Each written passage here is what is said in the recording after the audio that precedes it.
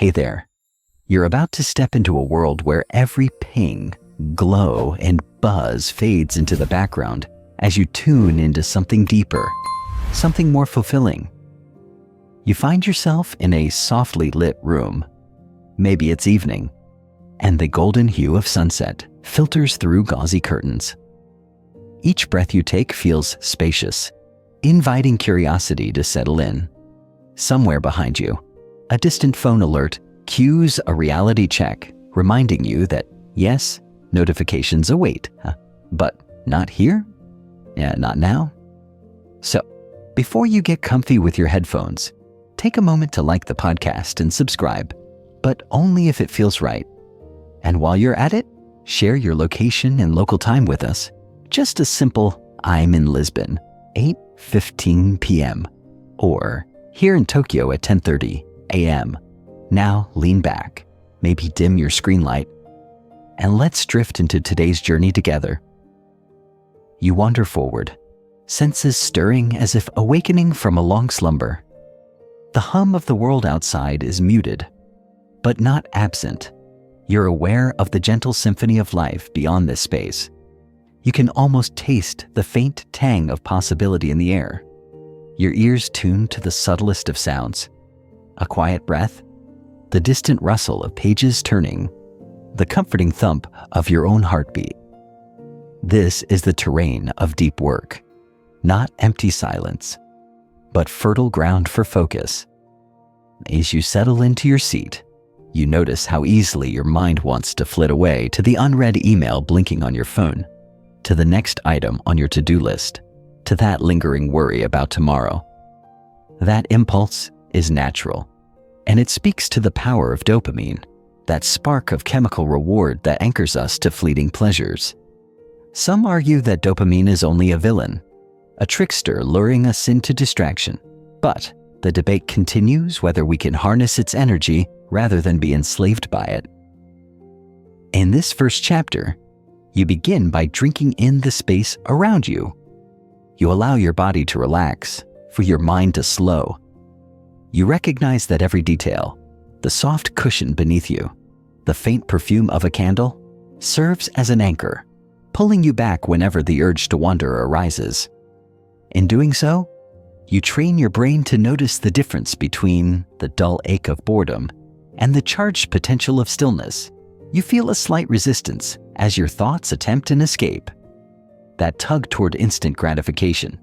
But here, you greet it with a kind nod. Resistance, you whisper. I see you, and I know you're just keeping me safe. Then you let it go, returning to the steady cadence of your breath. Each inhale reminds you that you're here now. Each exhale invites release of expectation, of impatience, of the need for immediate reward. And so your journey begins, not with grand declarations, but with a single moment of presence. You lean into the experience, curious and open, ready to explore how a simple shift, this dopamine detox, can rewire your brain. One breath, one moment, one deep focus at a time. You let your eyes close for a moment, and in the darkness behind your lids, you turn inward, curious about the unseen chemistry that orchestrates your every urge. You recall the gentle tug of curiosity you felt moments ago, the itch to check a message. That spark, fleeting yet potent, comes courtesy of dopamine. Here, in the quiet of your own mind, you begin to peel back the layers of what dopamine truly is, how it shapes your rewards, and how you can learn to see it not as a puppet master, but as an ally in deep work. Dopamine is a neurotransmitter, a chemical messenger in your brain, best known for delivering bursts of pleasure, motivation, and learning. Each time you taste something sweet, anticipate a win, or click like on a post, your brain dispatches a little wave of dopamine. It whispers, "That felt good. Let's do it again." Yet dopamine isn't just a pleasure drug. It's fundamentally about prediction, anticipation, habit development, and learning. You're about to discover why that distinction matters. Imagine your brain as a vast metropolis with highways and side streets representing neural pathways. Dopamine acts like a traffic controller, signaling which routes are most efficient, which paths lead to pleasurable destinations, and which intersections your mind should revisit. When you repeat a rewarding behavior, say drinking your morning coffee, the dopamine's signal grows stronger, like widening that highway, making future commutes easier. But here's the twist. Dopamine spikes when you anticipate reward, often more so than when you actually receive it.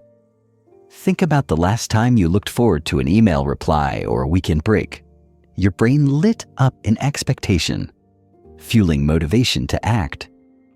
That surge is what makes dopamine so powerful and so vulnerable to hijacking by endless notifications and superficial thrills.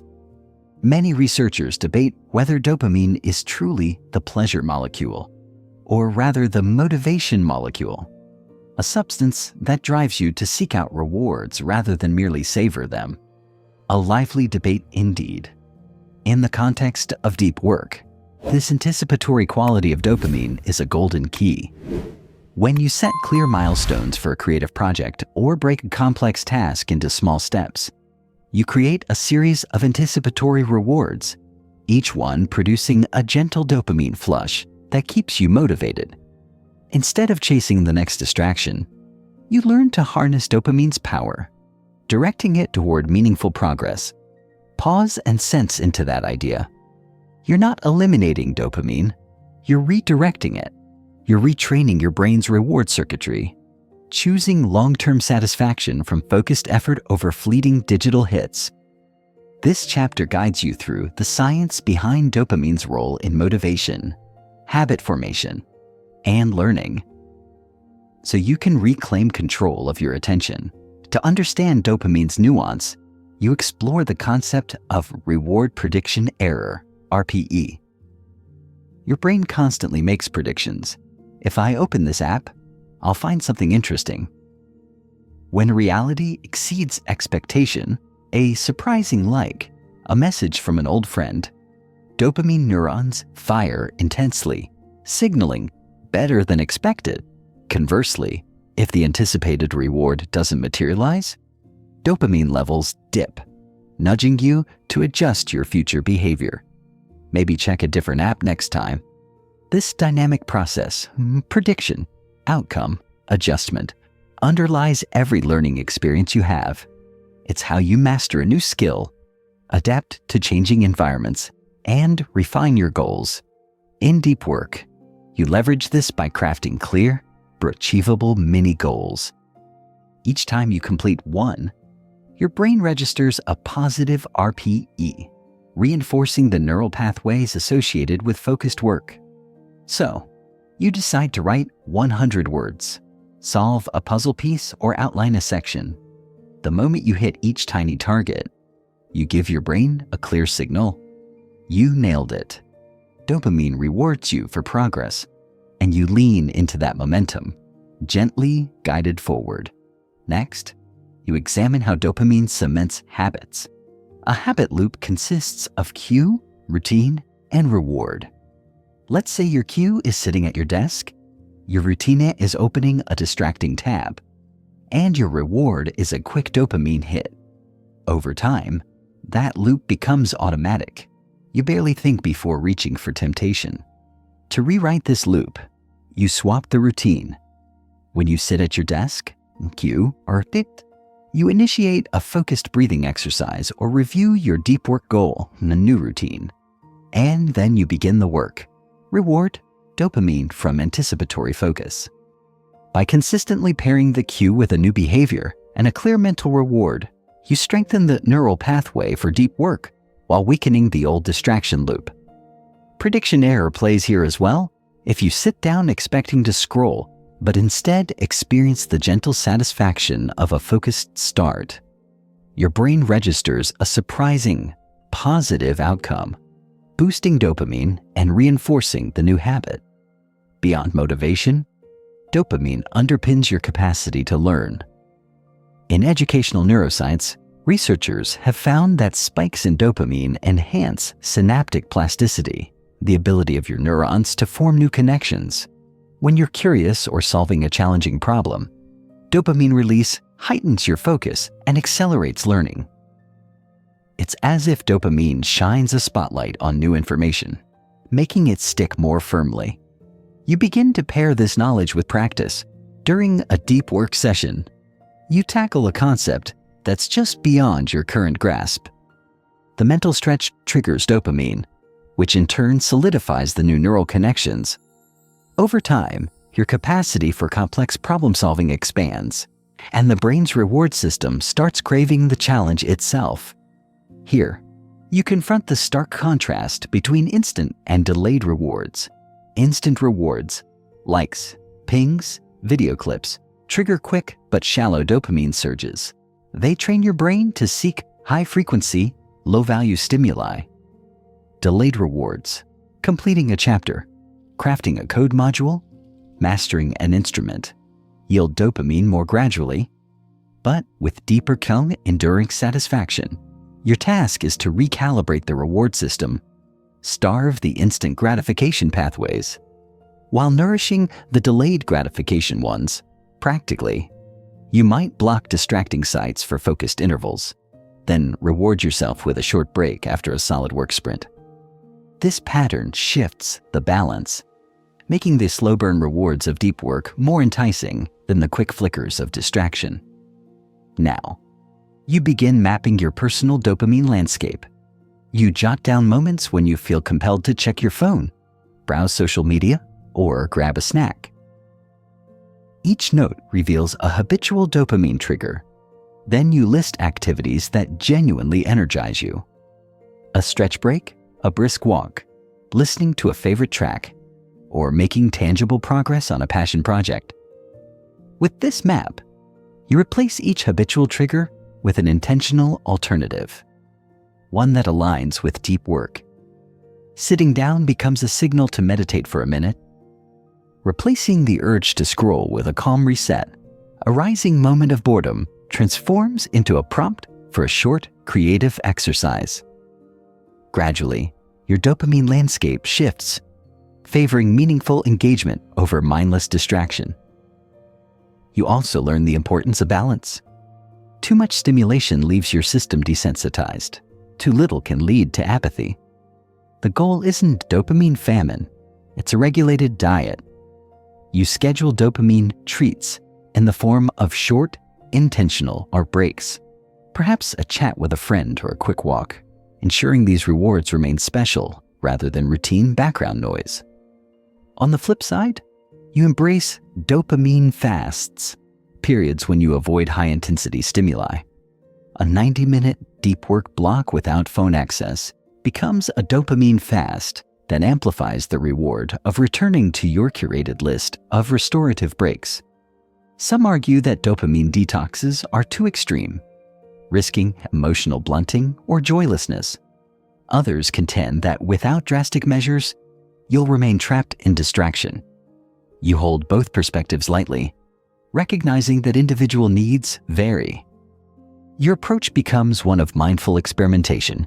You apply a moderate detox, monitor how you feel, adjust the duration and intensity, and refine your personal protocol. That open debate reminds you of one core truth. Dopamine itself is not the enemy.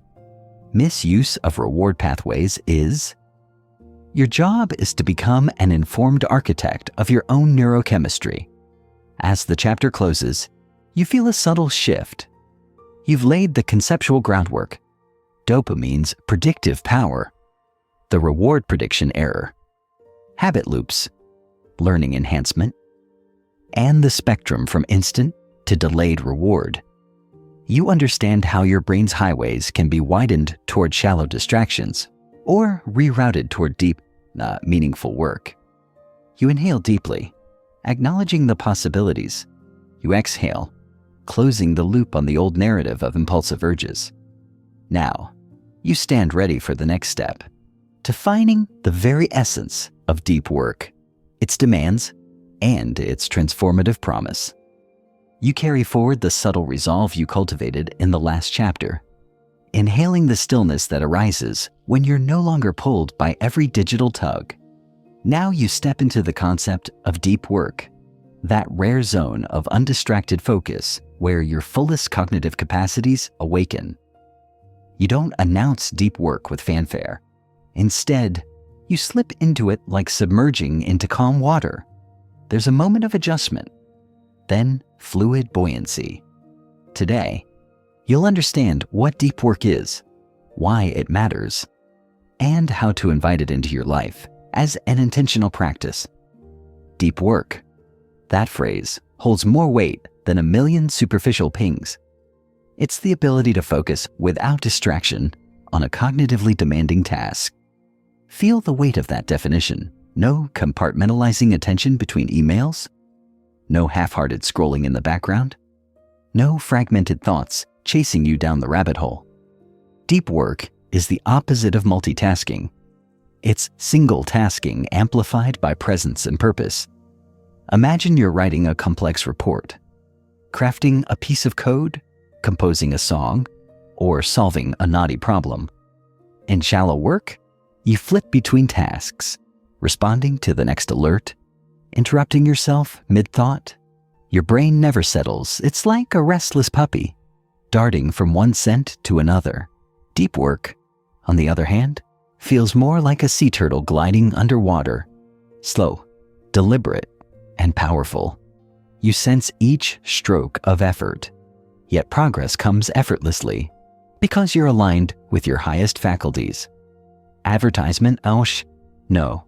Deep work isn't about slugging longer hours. It's about harnessing focus to produce high-quality results in less time. When you're fully engaged, you enter flow, a state where time distorts, creativity surges, and you sense the world falling away. Flow isn't mystical. It's attainable when you structure your environment and mind to remove friction. Later, you'll learn the exact rituals to trigger flow. But first, you need to know why deep work matters. In our hyper-connected era, deep work is a superpower.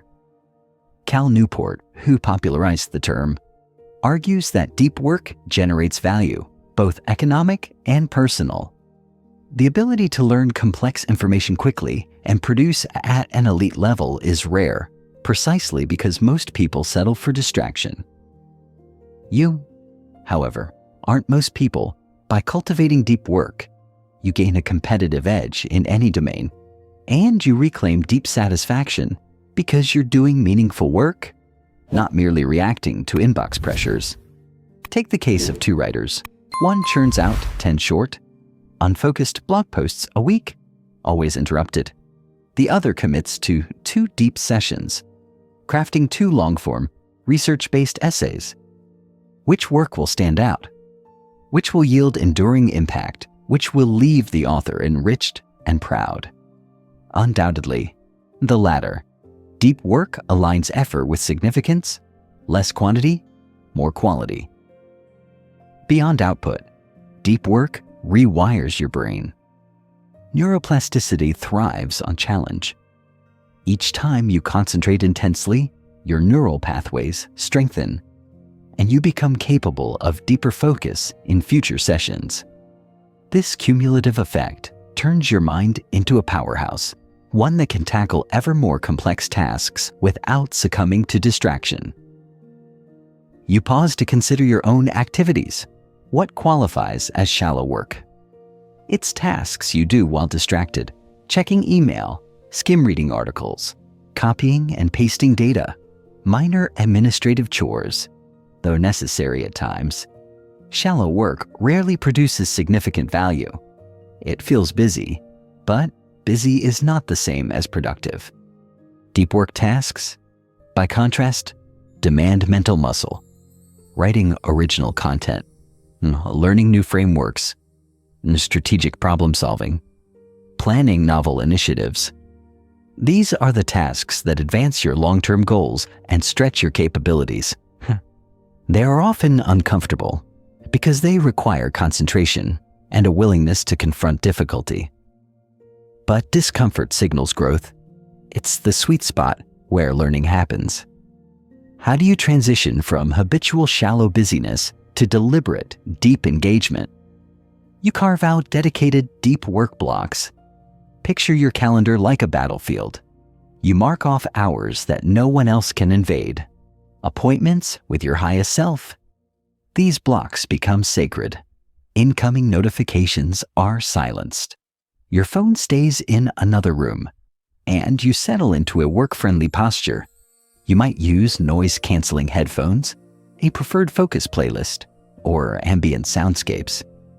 Begin by selecting 2 or 3 hours when your energy naturally peaks, perhaps early morning before inbox clutter accumulates, or the quiet hours before sunset. During these windows, you commit to a single task or project. The key is consistency. Making these blocks non-negotiable trains your brain to expect and prepare for deep work. Eventually, your mind shifts gears more smoothly, and resistance fades faster. Rituals anchor focus. Before each deep block, you engage in a brief pre-work routine. You take 3 slow breaths, review your specific goal for the session, and perhaps sip a cup of tea. These predictable cues prime your brain. Focus time is here. After the ritual, you dive in, resisting the urge to tweak protocols or adjust settings. Your ritual becomes the launch code that opens the gateway to immersion. Your startup ritual can be as simple or elaborate as you like, but it should be consistent. Maybe you write down the day's deep work intention in a journal, alongside an affirmation. I commit to 60 minutes of uninterrupted writing. That act of writing consolidates your intention. Your brain registers it as real. Commit, checkpoint, then work. When the session ends, you tick off a completion box, acknowledging your progress before shifting gears. Deep work isn't about clock watching every minute. It's about tracking outcomes. Instead of saying, I'll work for 2 hours, frame it as, I will write 500 words, or I will solve this algorithmic challenge. Output-oriented goals focus your attention and reduce the temptation to check the clock. When you meet your target, you conclude the session. Even if time remains, then you rest, regroup, and celebrate the win. By tracking output, you build momentum. Each success nudges dopamine in a positive direction. You anticipated completion, you delivered, and your brain rewards you. This loops back to earlier discussions. You craft anticipatory dopamine instead of reacting to distracting hits. A crucial hidden barrier to deep work is attention residue. When you switch tasks, especially to something shallow, your mind retains fragments of the previous activity. That residue clogs your cognitive pipeline, hindering full focus when you return. Research by Sophie Leroy shows that after a task switch, performance suffers measurably, often by 20 to 40%. To minimize residue, you commit to single tasking, finishing, or intentionally pausing one work stream before moving to the next. If an urgent email arrives during deep work, you don't switch immediately. Instead, you jot a quick note, reply to Sarah in a trusted system, then return to your main task. This simple capture technique quells the mental urge to pivot, keeping your mind anchored in deep work. Deep work blocks demand disconnecting from the digital world. You might use app blockers, airplane mode, or a dedicated deep work profile on your computer. The technical barriers shield you from temptation. At first, you may feel phantom cravings, moments when you find yourself hovering over the browser. That's normal. Those cravings will dissipate as your brain rewires. If you must communicate, you schedule brief, shallow windows immediately after deep blocks. For instance, after a 90-minute focus session, you allow yourself a 15-minute reply sprint. This preserves responsiveness without letting shallow work overrun your day. Your schedule becomes a healthy pendulum. Deep focus, followed by brief collaboration, then deep focus again. True deep work often involves confronting tough problems, those mentally strenuous activities that elicit frustration and doubt. You might find yourself stuck on a tricky concept or grappling with creative blocks. Here, mindset matters. Embrace the discomfort as a signal of growth. Instead of mentally backing away, lean into the challenge. Acknowledge inner resistance. Here comes the fear of failure again, and then gently redirect attention back to the problem. One tactic is to break the challenge into micro steps. If you're designing a complex feature, start with a single component, sketching out its core logic. Once that's done, build the next piece. Each micro step confers a small win, fueling motivation and reducing overwhelm. The sequence of micro achievements mirrors the habit loop rewiring. Cue, action, reward, again and again. Your workspace itself can encourage or undermine deep work. You optimize your environment by removing non-essential items, ideally leaving only the tools you need for the session. A clear desk equals a clear mind. You might place a deep work sign or an object that reminds you of your commitment. Conversely, if ear-splitting chatter distracts, you seek quieter zones or use white noise apps to muffle background commotion. Lighting matters not too. Soft, focused lighting reduces eye strain and signals your brain that this is dedicated work time. Even the color temperature of your screen, warmer hues in the evening, can influence alertness and distraction. Small environmental tweaks add up to fewer friction points. In the midst of a deep work block, you may slip into flow, a state characterized by complete absorption and peak performance. Flow arises when challenge and skill are in balance. The task stretches your abilities just enough to engage fully, without causing panic or boredom. Chart your challenges accordingly. Too easy, and you'll yaw. Too hard, and you'll shut down. Your understanding of flow evolves with practice. You learn to calibrate difficulty by monitoring your focus and emotional state. When you sense flow emerging, time disappears. Distractions fall away. You lean into it. If possible, extend the block slightly. If not, make note of the precise conditions that fostered flow, so you can reproduce them next time. The time of day, your pre-work ritual, the playlist. Over time, you design your schedule to include frequent flow windows, boosting creativity and satisfaction.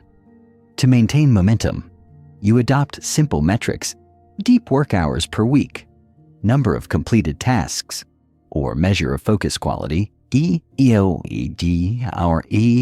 and average distraction-free minutes in a block. Recording these metrics provides feedback and accountability. You don't need elaborate tools. A paper journal or a basic spreadsheet suffices.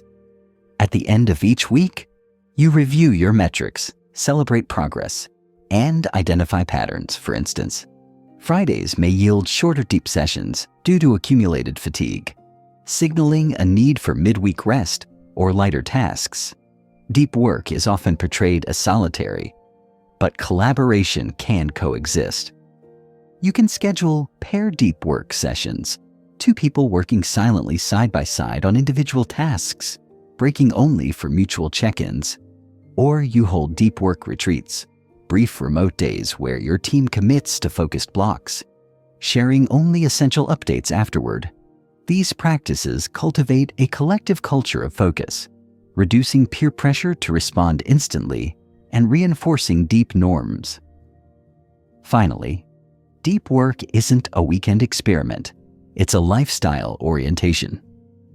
You commit to a sustainable cadence, perhaps 5 deep hours per week, ramping up as your endurance grows. You stay flexible. A travel day may yield fewer deep hours, but you compensate on quieter days. The goal is integration, not perfection. Over months, you observe cumulative gains. Projects finish faster, ideas sharpen, and a sense of mastery emerges. With each deep work session, you reinforce the neural architectures of concentration and creativity. You rewrite your brain's story from always distracted to capable of profound focus. This chapter has laid out the theory, the mechanics, and the practical rituals for deep work. Ahead lies the task of overcoming the inner resistance that creeps in when the initial novelty fades. The precise challenge you'll tackle next. You carry the momentum of structured focus forward, your mind primed by clear intent and the rituals you've practiced. Now you journey deeper into the underpinnings of deep work by exploring how dopamine and the brain's reward circuitry shape your capacity for sustained concentration. This chapter reveals how dopamine can both bolster and betray your efforts, and how you can align its power with the neural processes that support deep, meaningful productivity. You start by envisioning your brain as an intricate ecosystem rather than a simple reward machine. Within this ecosystem, dopamine operates in multiple regions, most notably the ventral tegmental area, VTA, the nucleus accumbens, and the prefrontal cortex, each playing distinct roles in motivation, anticipation, and executive control. You're not memorizing anatomy, instead, you're getting a feel for how these systems interact when you enter a state of profound focus. On one hand, dopamine fuels drive. When you set an intention, perhaps to draft a chapter outline or solve a complex problem, the mere anticipation triggers dopamine release. Your brain lights up with expectation, heightening alertness, sharpening attention, and energizing effort. This anticipatory dopamine is what researchers refer to as the motivation molecule. It doesn't care whether the reward is a social media ping or the satisfaction of solving a challenging puzzle. What matters is the expectation and the chase. On the other hand, dopamine can distract. Each notification and novelty hit evokes a reward prediction that pulls your attention away, fragmenting the deep focus you seek. The brain's reward prediction system constantly scans the environment for unexpected, better-than-expected signals. If your phone buzzes, your dopamine neurons fire, screaming, "New reward here," even if that reward is trivial. This duality sets up a battlefield in your mind, the lure of immediate hits versus the pull of sustained achievement.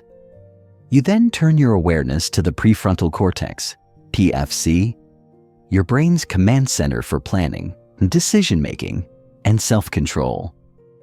The PFC relies on balanced dopamine signaling.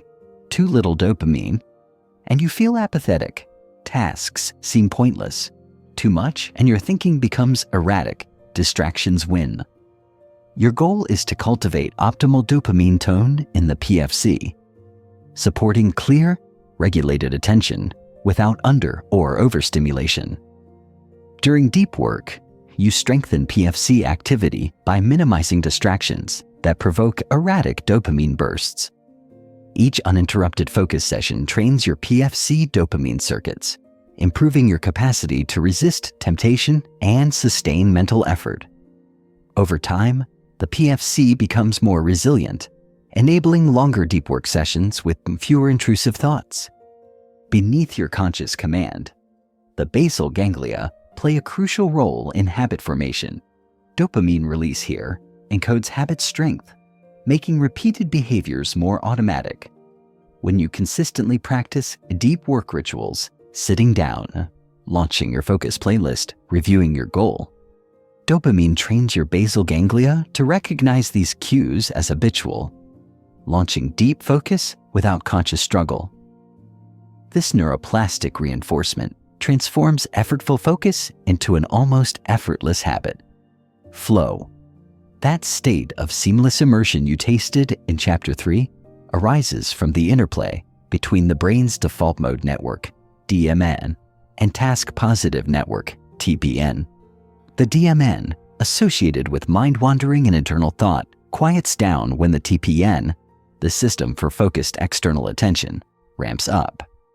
Dopamine supports this network shift. Anticipatory dopamine spikes boost TPN activation, suppressing the DMN's tendency to wander. As you practice deep work, these networks become more finely tuned, making transitions into flow smoother and more frequent. Earlier, you experimented with dopamine fasts, periods without high-intensity stimuli, to recalibrate your reward system. Neuroscientific evidence suggests that even short abstentions from novelty can restore dopamine receptor sensitivity. Think of it as recalibrating your audio system. When the highs and lows overwhelm you, resetting the dial reveals nuance you'd forgotten. During a fast, you're not eliminating dopamine. You're reducing noise so that meaningful dopamine signals from progress milestones or creative insight stand out starkly. Working memory, the ability to hold and manipulate information in mind, is vital for deep work. Dopamine modulates the dorsolateral PFC, enhancing working memory capacity when at optimal levels. Through focused practice, you stimulate these circuits each time you juggle multiple elements of a complex task. Dopamine-driven neuroplasticity strengthens synapses, expanding your working memory buffer. You notice this growth when you can plan multi-step arguments or track intricate project details without losing your thread. High workloads and pressure can push cortisol levels skyward, which in turn dampens dopamine signaling. This combination leaves you trapped between stress-induced distraction and dopamine depletion. You feel anxious, your mind races, and focus evaporates. Managing stress through mindfulness, moderate exercise, and scheduled breaks safeguards your dopamine balance. Each mindful breathing session, each stretch break in your deep work block becomes a mini reset for cortisol and dopamine levels alike. You also recognize that dopamine systems vary across individuals. Some people naturally produce more dopamine. Others are more sensitive to its dips. Rather than chasing a universal protocol, you tune into your personal rhythms. Note when cravings spike, when deep sessions feel smooth, and when your mood forges ahead of your willpower. By observing your unique dopamine profile, you craft a bespoke approach, adjusting session lengths, break frequencies, and reward structures to match your biology. Theory alone isn't enough. You translate these insights into concrete actions. Anticipation rituals. Before each session, you visualize your target outcome, stoking anticipatory dopamine gently. Controlled novelty. You reserve novel stimuli, new articles, podcasts, or short creative exercises for brief treat breaks, preserving their impact. Mindful dopamine fasts. You experiment with 60 to 90-minute fasts during deep blocks, then celebrate small wins with a meaningful, intentional reward. Stress management. You integrate micro-meditations and short walks to balance cortisol and dopamine, sustaining calm concentration. Personal tracking. You journal feelings of focus, distraction, and reward, refining your protocols based on empirical data. As you near the chapter's close, you sense a deeper appreciation for how neurochemistry and deep work intertwine. Dopamine is neither hero nor villain. It's a versatile ally when guided by knowledge and intention. You're ready to move from understanding to action, overcoming resistance, crafting your environment, and building cognitive endurance as the next stages of your journey unfold. You inhale, feeling the solidity of insight settling in your mind. You exhale, ready to meet the challenges ahead with both scientific clarity and compassionate resolve. In the next chapter, you confront the silent saboteur within, resistance, and equip yourself with tools to transform internal friction into forward motion. You step into the terrain of internal friction, that subtle tug of war between your intention and your impulse. Resistance lives here, in the chasm between knowing what you ought to do and actually doing it. It's the knot in your chest when you face a blank document, the inner voice whispering, maybe just one quick scroll, and the sudden craving for ease when effort looms. Resistance is not a flaw. It's your brain's ancient survival wiring. cautioning you against mental discomfort. In this chapter, you learn to recognize resistance as a natural signal, cultivate routines that outflank it, and transform friction into fuel. Resistance is your mind's way of preserving energy and avoiding risk. In evolutionary terms, conserving effort kept early humans alive. Today, resistance preserves neurological resources. When you sit down to engage in deep work, areas of your brain accustomed to novelty and low-effort rewards generate a subtle alarm. This will be hard. This is unfamiliar. You feel tension, maybe slight anxiety, and an urge to seek safety in distraction. Carl Jung called this the resistance, a powerful psychological force that appears whenever you attempt creative or challenging work. It disguises itself as procrastination. I'll start in 5 minutes. As perfectionism. I need to research a bit more first. And as self-doubt. Who am I to write this? If you fight resistance head-on, it grows stronger. Instead, you learn to glide past it with tactics rooted in compassion and structure. Your first weapon against resistance is a simple tactic, the 2-minute rule. When resistance arises, commit to working for just 2 minutes. 2 minutes is short enough that your ancient brain says, "Okay, that's manageable." You open the document, place your fingers on the keys, and commit to writing or thinking for 60 seconds. Then another 60. More often than not, once you begin, resistance deflates, and you flow into deeper focus. The trick is consistency. Each time resistance dims with 2 minutes, your brain updates its prediction. Starting is not so bad. Over time, you reduce the friction of initiation. To bypass resistance, you anchor habits to reliable triggers. A trigger can be a time of day, a ritual at 9 a.m. sharp, or a preceding action like making your desk perfectly tidy or brewing a fresh mug of coffee. Consistent triggers prime your brain. When trigger X appears, routine Y follows automatically, minimizing friction. You experiment to find your strongest triggers, perhaps closing your email app or playing a specific instrumental track. Once established, triggers help you slip into work mode before resistance has time to muster its objections. Resistance often manifests as a harsh inner critic.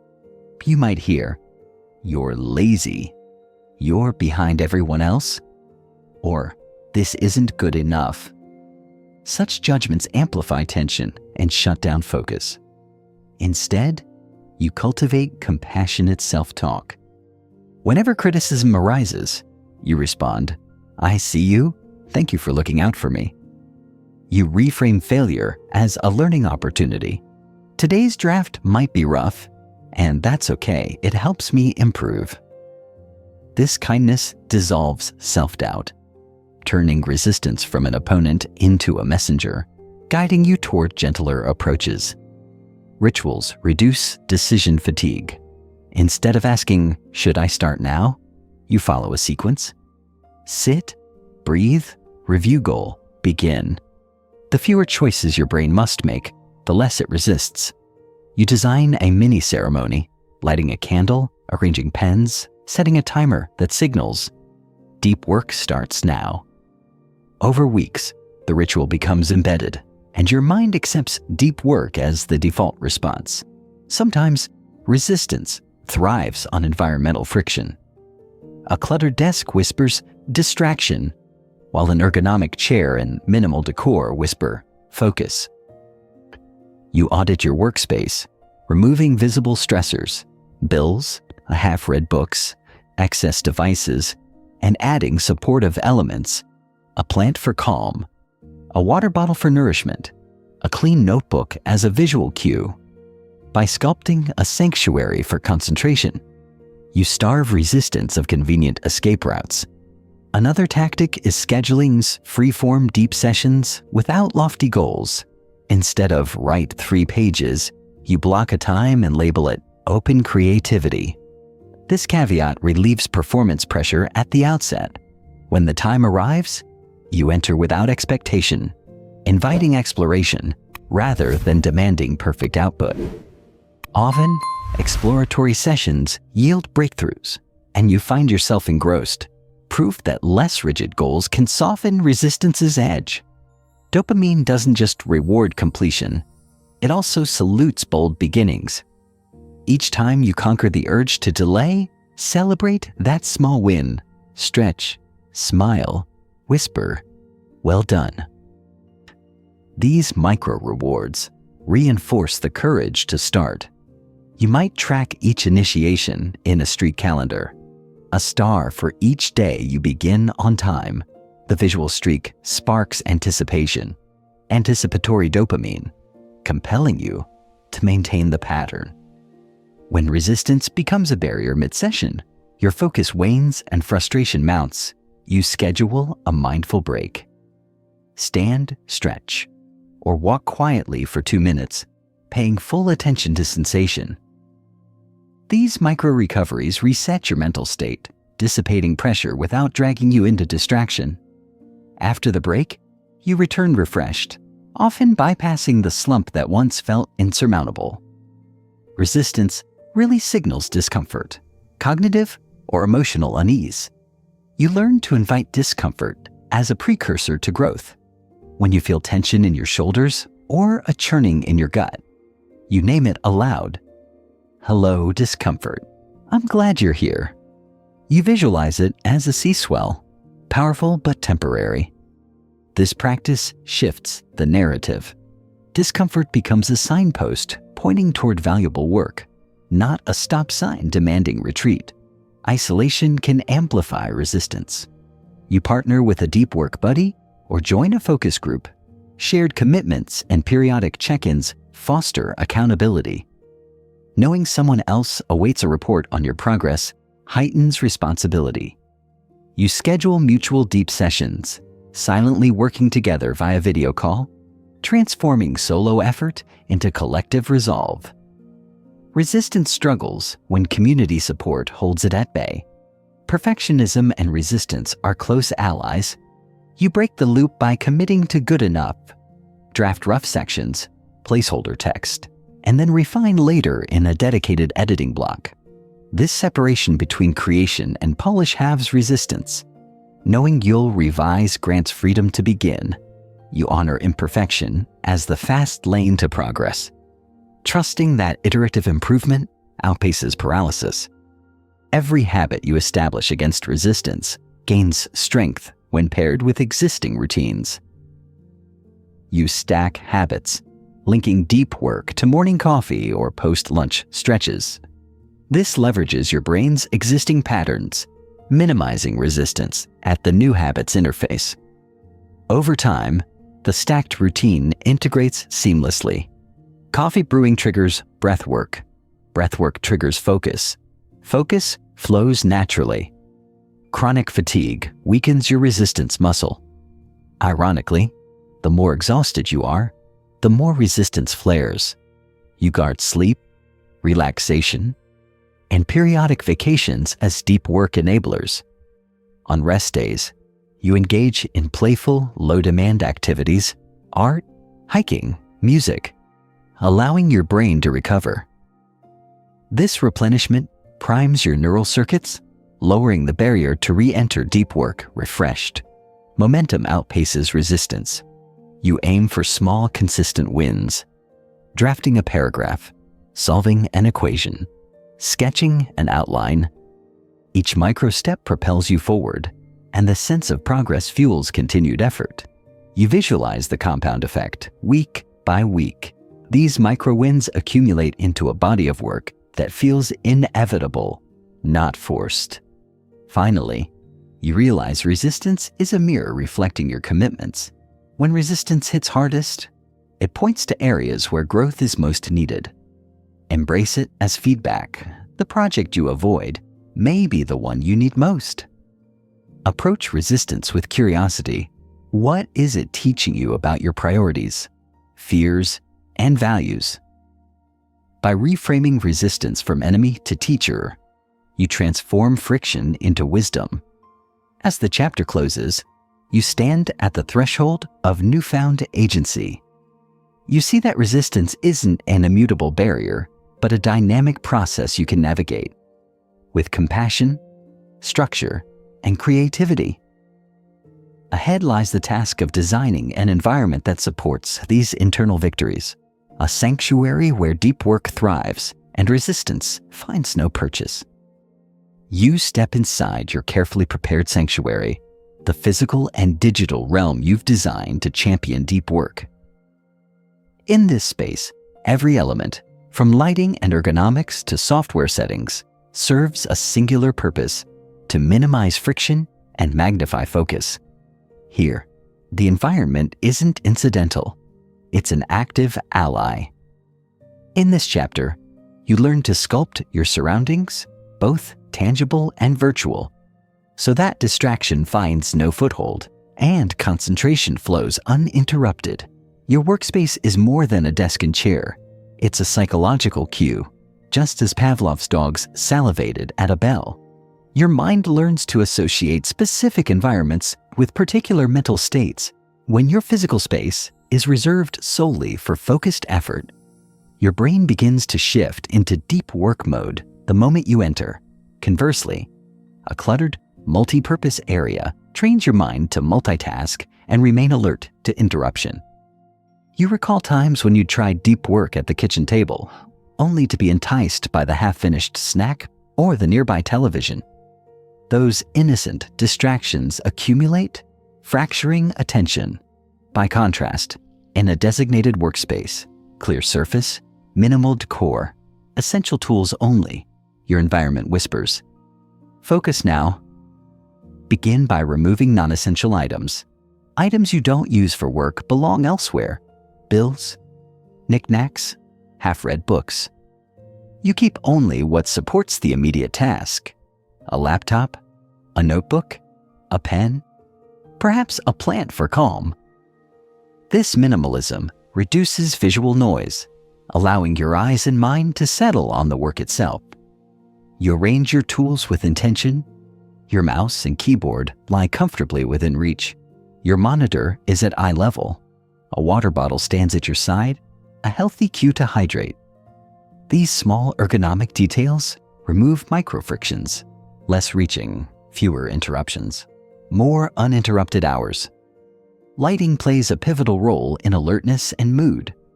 Bright, cool-toned light fosters wakefulness during morning sessions, while warmer hues in the evening signal the brain to wind down. You experiment with adjustable lamps or smart bulbs, finding the balance that energizes focus without harsh glare. Ambient elements, soft instrumental music, a subtle white noise machine, or a curated focus playlist further tune your brain's frequency. You avoid shards of lyrical distraction. Instead, you opt for melodies that ebb and flow, supporting steady concentration. Your physical environment is only half the battle. The digital realm demands equal attention. Notifications are dopamine grenades, brief, bright, and explosive. To neutralize them, you employ API blockers, do not disturb modes, and dedicated user profiles that lock away social media and email during deep work blocks. On your computer, you streamline your workspace, one desktop for deep work, devoid of extraneous icons, and another for administrative tasks. This separation reduces temptation. The moment you switch profiles, your brain receives a clear message: focus zone engaged. Web browsers are notorious distraction hubs. You harness browser extensions to enforce discipline, site blockers during focus windows, read it later services that triage interesting articles for post-work review, and tab managers that keep your workspace tidy. When you open a browser, you see only relevant tabs, research documents, work tools, not a sprawling forest of half-finished explorations. Your phone sits across the room, or in another room entirely, out of arm's reach. When you feel the phantom urge to check it, you notice the impulse, acknowledge it, and return to your work. Over time, the physical barrier diminishes the habit loop, cue, phone vibration, routine, reach and check, reward, dopamine surge. Without the immediate routine, the cue loses power. You define clear start and end points for your digital immersion. Before a deep work session, you close messaging apps, clear your desktop notifications, and set a timer on your phone for the block's duration. When the timer chimes, you briefly reconnect, check messages, clear urgent tasks, then reset the shoreline before diving back in. This rhythmic ebb and flow prevents digital drift. Your environment need not be static. Sometimes, a standing desk invigorates. Other times, a comfortable armchair with a lap desk encourages creative thought. You curate multiple focus nooks, each tailored to different tasks. Writing, brainstorming, coding. Moving between them can reset your attention and bypass monotony-induced resistance. While minimalism is key, your space still needs a personal touch, a photograph of a loved one, a piece of art that inspires, or a meaningful object. These subtle cues anchor your sense of self, reminding you why this work matters. The environment becomes an extension of your identity as someone who values deep work. Entering your workspace, you engage in a rapid ritual. You clear your desk of last session's papers, refill your water, and adjust lighting. You check your session goal, then start your pre-work breathing exercise. These micro-rituals signal your brain that the environment is now calibrated for focus. Disruptive sounds fracture concentration. You assess noise levels and adopt solutions. Noise-canceling headphones, earplugs, or white noise generators. If you share space with others, you communicate your focus schedule. Posting a polite, deep focus in progress may be a sign to minimize interruptions. You schedule brief distraction windows, 5 to 10 minutes every 90 minutes, when you can scan social media or messages. This practice limits the windows of vulnerability, allowing your environment to remain mostly distraction-free without feeling oppressive. You trust that your needs will be met in the next window, reducing the urge to break focus prematurely. Physical discomfort amplifies distractibility. A supportive chair, proper screen height, and a slight recline for reading all contribute to sustained comfort. You dress in layers, adjusting clothing to room temperature. Comfortable posture becomes a silent partner, enabling longer sessions without bodily protest. You program lights to dim or shift color slightly when a focus session nears its end, an environmental nudge that a break is approaching. This visual cue prepares you for transition, smoothing the mental shift from deep work to rest or shallow tasks. Sitting for long periods dulls both body and mind. You integrate standing breaks, stretches, or quick walks around your space. You place a yoga mat or small stepper nearby, so movement is instantly accessible. These micro-movements reduce physical fatigue and sustain mental alertness without fracturing focus. On a whiteboard or digital sticky note, you list your session's core objective. This single statement serves as a North Star. When distraction calls, you glance at the goal and recalibrate your attention. The goal's visibility in your environment acts as an ever-present reminder of purpose. Your ideal environment evolves. You regularly audit your setup, what's working, what's distracting, and adjust. Perhaps you swap a focus playlist for new soundscapes, or reorganize your desk layout to accommodate fresh priorities. This iterative calibration keeps your environment aligned with your deep work needs. Finally, if solitude proves limiting, you explore shared deep work spaces, co-working focus rooms, or silent work meetups. These communal sanctuaries combine personal discipline with collective energy, reinforcing norms of concentration. The ambient commitment of others uplifts your own. As you close this chapter, you survey your curated sanctuary. Everything in place, every barrier to distraction addressed. This environment, both physical and digital, invites deep work and diminishes resistance. You've transformed space into a trusted companion on your journey towards sustained focus and meaningful productivity. You emerge from your sanctuary feeling both grounded and eager to push deeper. Your environment now stands ready. Your rituals are in place. Yet deep work demands more than space and intention. It requires endurance. In this chapter, you forge the mental stamina to sustain focus for extended periods, learning to manage cognitive fatigue, harness restorative breaks, and build resilience through practice. Your brain, like any organ, has limits. Sustained attention depletes glucose and neurotransmitter reserves, leading to cognitive fatigue, sluggish thinking, wandering mind, irritability. Left unchecked, fatigue undermines deep work, leaving you frustrated and prone to distraction. Recognizing fatigue as a natural response rather than a personal failing shifts your approach. You now treat fatigue as data, signaling when to apply restorative strategies and when to press onward. You begin with the Pomodoro principle, focused sprints of 25 minutes, followed by 5-minute breaks and a longer 15-minute rest after 4 cycles. The structure capitalizes on your natural attention rhythm, short bursts that maximize alertness and quick resets that prevent burnout. You set a timer. You commit fully to work until it rings. Then you step away, leaving the task mentally paused. This balance of strain and relief preserves cognitive energy, making longer workdays feasible without collapse. While Pomodoro is a proven template, your unique rhythms may differ. You experiment. Perhaps 45-minute sprints suit your deep thinking, with 8-minute breaks for movement and breath, or 90-minute blocks aligned with ultradian cycles deliver deeper immersion before a 20-minute recharge. You track performance, energy levels, focus quality, output, refining interval lengths until they harmonize with your physiology. Breaks aren't idle gaps. They're active recovery phases that restore mental resources.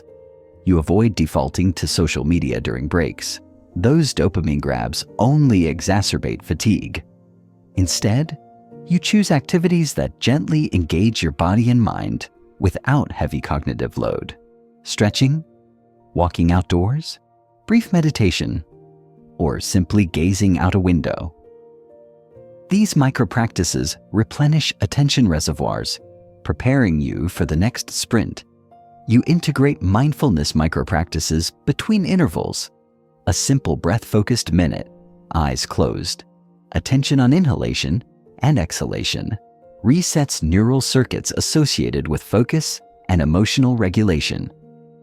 Over weeks, these tiny pauses cumulatively strengthen your ability to return to deep work swiftly after breaks. Your body fuels your mind. Cognitive endurance improves when you maintain stable blood glucose and hydration. You plan protein-rich, low glycemic snacks, nuts, yogurt, eggs, and keep water within reach. You avoid high-sugar treats that trigger dopamine spikes and subsequent crashes. Each mindful sip and bite becomes part of your focus routine, sustaining energy without disruptive highs and lows. Sedentary work fuels mental fatigue. You punctuate work intervals with movement, calf raises, shoulder rolls, a quick stroll. These bursts of activity increase cerebral blood flow, delivering oxygen and nutrients to your brain. You even integrate gentle yoga poses beside your desk, cat-cow stretches to loosen tightness while resetting posture and neural engagement. Movement becomes a co-worker, silently supporting your mental endurance. No amount of daytime strategy compensates for chronic sleep deprivation. You honor sleep as sacred for cognitive restoration. Deep, slow-wave sleep consolidates memories, clears metabolic waste, and resets neurotransmitter balance. You establish a consistent bedtime routine, dimming lights an hour before sleep, avoiding screens, and perhaps reading a physical book.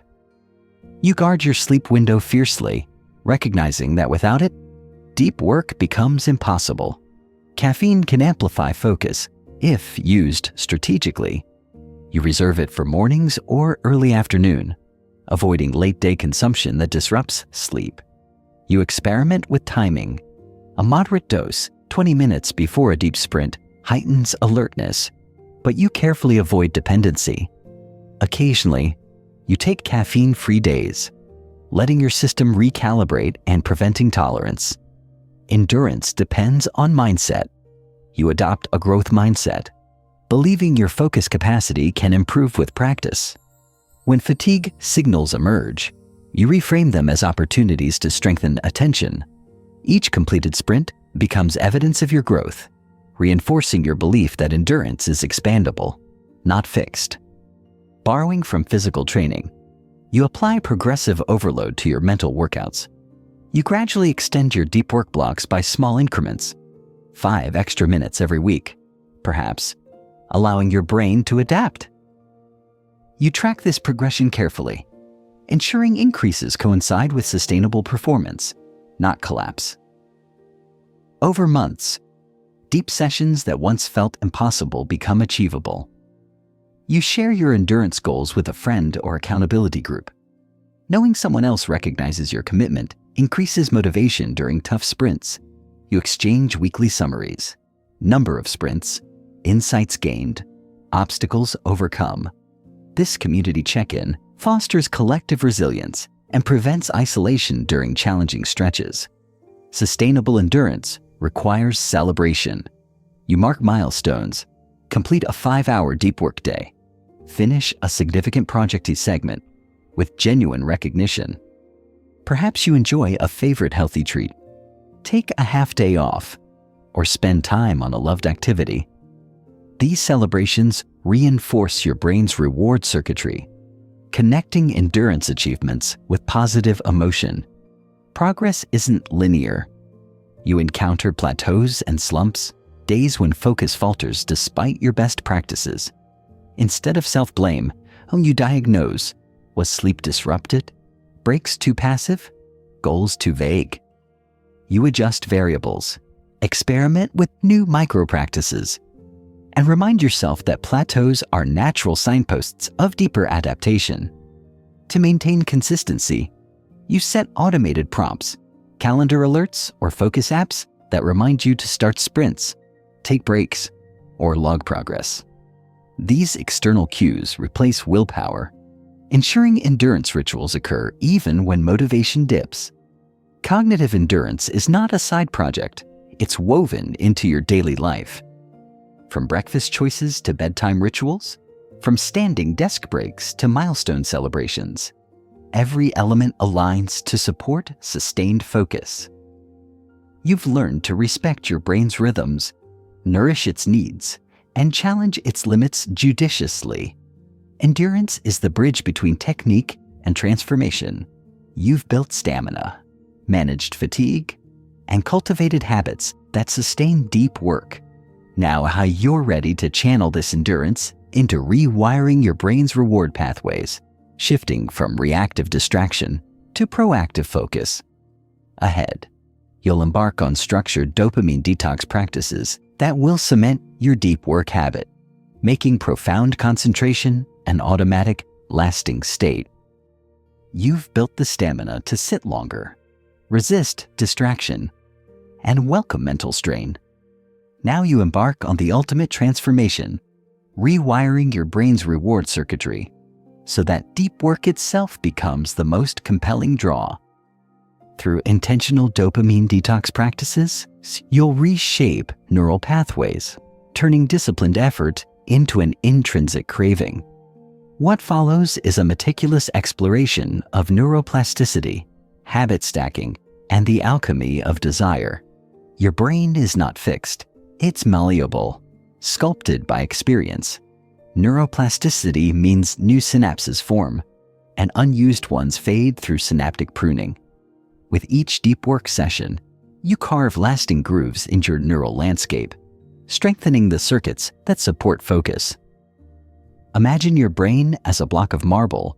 Every focused moment is a chip that reveals a masterpiece. Over time, these cumulative chisels yield a mind wired for sustained concentration. A dopamine detox entails temporarily reducing or eliminating high-intensity, low-value stimuli, social media, video streaming, mindless snacking, to recalibrate your reward tolerance. The goal is not complete absence of dopamine. It's about starving the quick-hit pathways so that the quieter surges from meaningful work register more strongly. You choose a detox window, perhaps the first 2 hours of your day or an entire weekend, and commit to intentional activities only. Your protocol adapts to your life. For morning windows, you might avoid screens until after deep work blocks, instead opting for meditation, a walk, or focused writing. For weekends, you could ban all streaming services, replacing them with reading, journaling, or creative projects.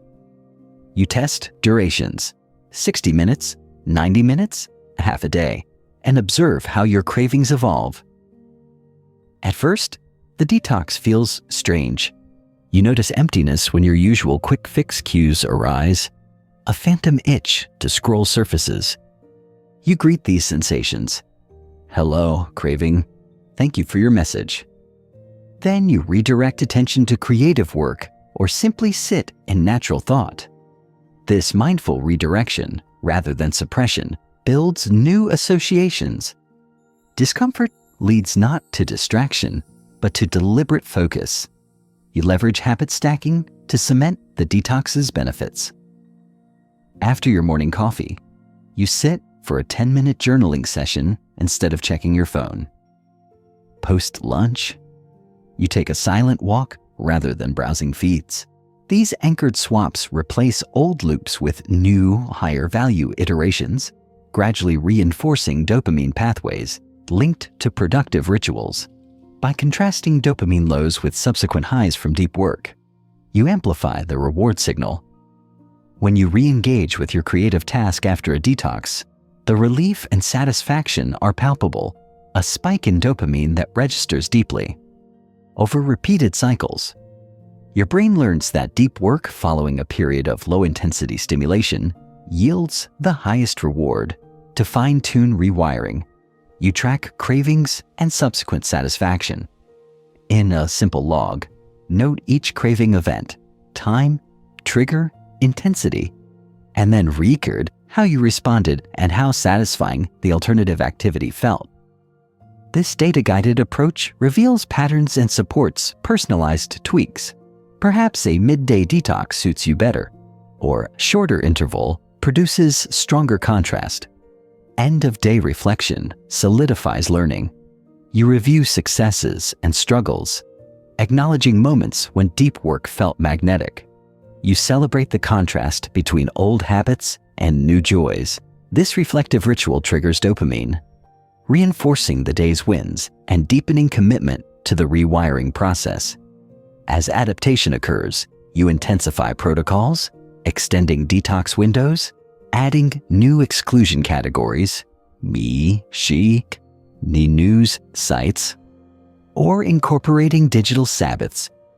Each intensification challenges your brain to find deeper satisfaction and focus. You guard against rigidity, ensuring each step remains sustainable and aligned with your broader goals. You enlist an accountability partner for detox windows. Together, you log start and end times, share reflections, and support adjustments. Community amplifies commitment. Knowing someone else is detoxing alongside you deepens resolve and reduces the temptation to slip back into old patterns. Your detox windows nestle within deep work blocks seamlessly. Before each focus session, you mentally note the detox. I am abstaining from quick hits until this session ends. This mental pairing strengthens the psychological link. Detox and deep work become inseparable allies.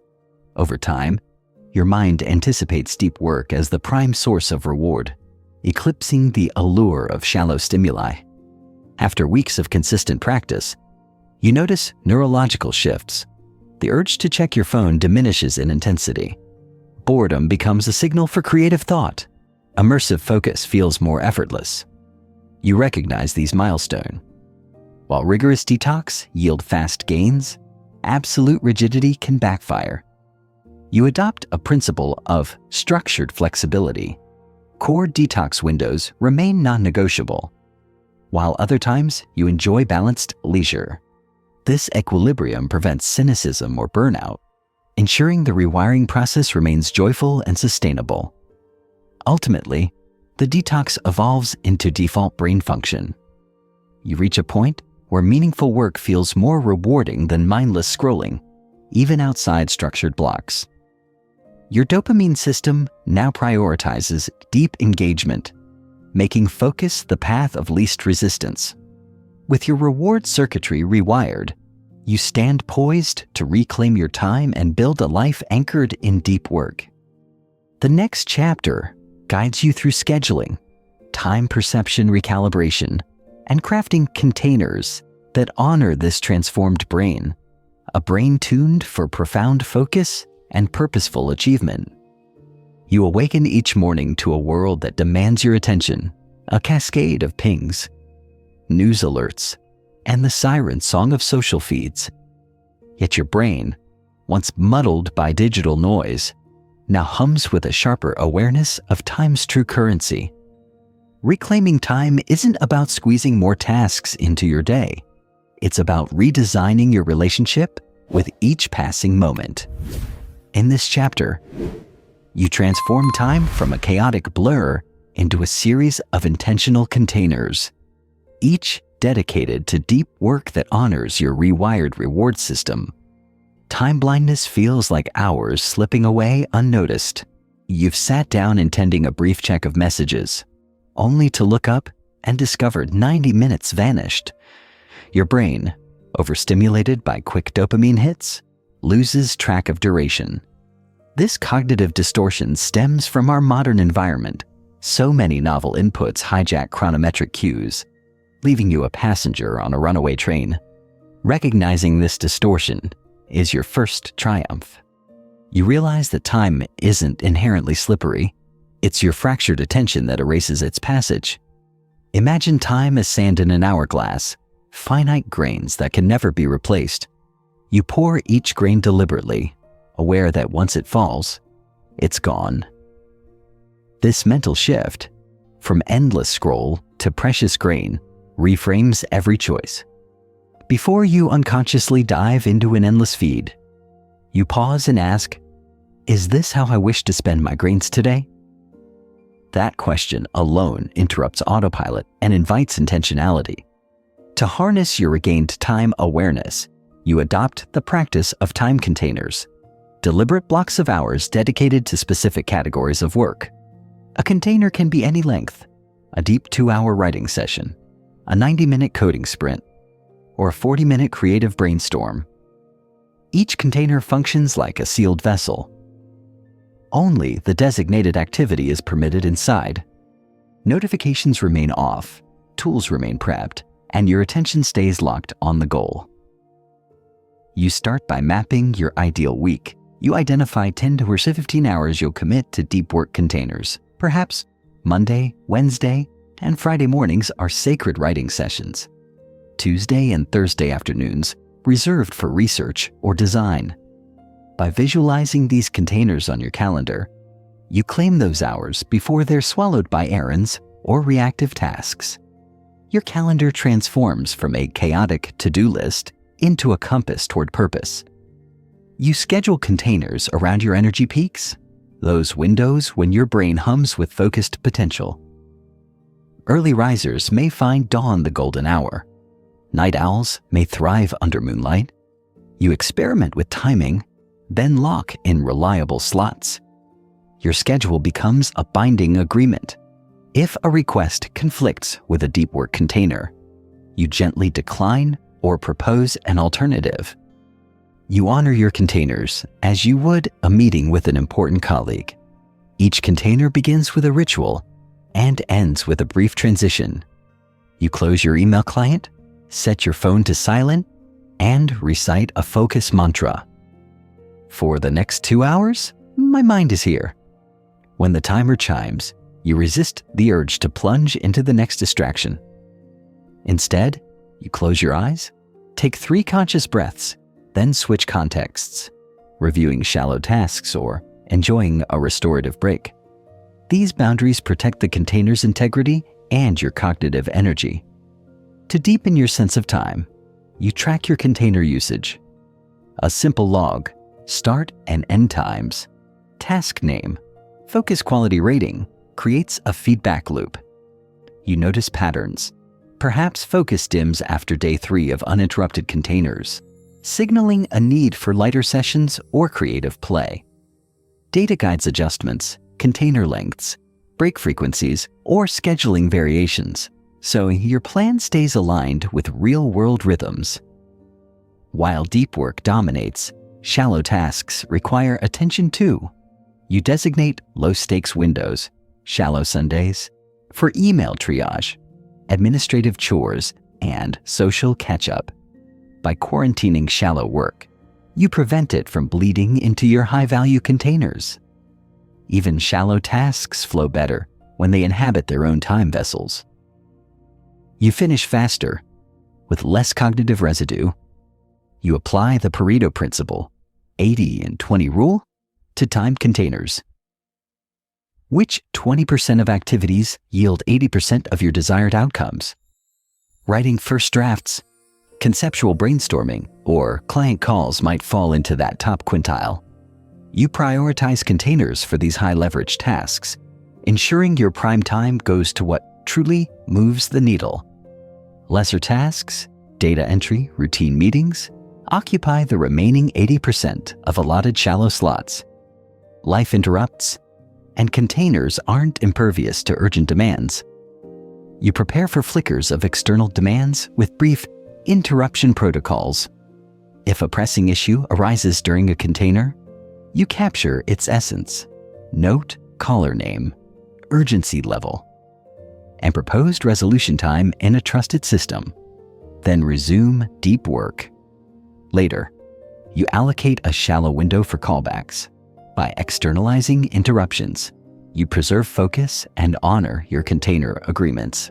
Not all containers must be marathon sessions. You introduce micro-containers, 15 to 30-minute bursts dedicated to creative exploration or skill building. These microdoses accommodate sudden sparks of inspiration, preventing them from derailing larger sessions. They also serve as energizing palate cleansers between heavier containers. Time reclamation isn't all work. You schedule restorative containers, nature walks, reading fiction, or social connections. These rest containers recharge creativity, prevent burnout, and reinforce the notion that balanced use of time fosters sustained deep work. You respect these slots equally. A canceled walk feels as significant as a missed writing session. Decision fatigue erodes your schedule's integrity. You mitigate it by time-boxing decisions. Allocate a container for research and planning rather than bouncing between options. If you need to choose a project direction, you commit a 1-hour container to weigh pros and cons. When the container ends, you make a decision, good enough, and move forward. This disciplined approach preserves time and momentum. You craft a visual time map, a weekly heat map indicating container density and energy peaks. Color-coded blocks reveal imbalances. Perhaps a Tuesday afternoon void signals underutilized creative potential. Or a Friday evening container highlights your adaptability. These visual insights guide tweaks, ensuring containers align with both productivity and well-being. Paradoxically, you also develop a skill for no container flow. Moments when you work fluidly without rigid blocks. Often during deep creative engagement, these sessions spring naturally when you enter extended flow, transcending the clock. You honor these episodes but anchor them with mindful awareness, noting start and end times, so you can evaluate and integrate them into future scheduling. At week's end, you review your time containers. You celebrate container fidelity, how many you honored, which ones yielded breakthroughs, and which ones fizzled. Reflection reveals insights. Perhaps morning containers consistently produce the best work. Maybe container fatigue sets in after 3 consecutive days. You use these learnings to refine your schedule for the week ahead.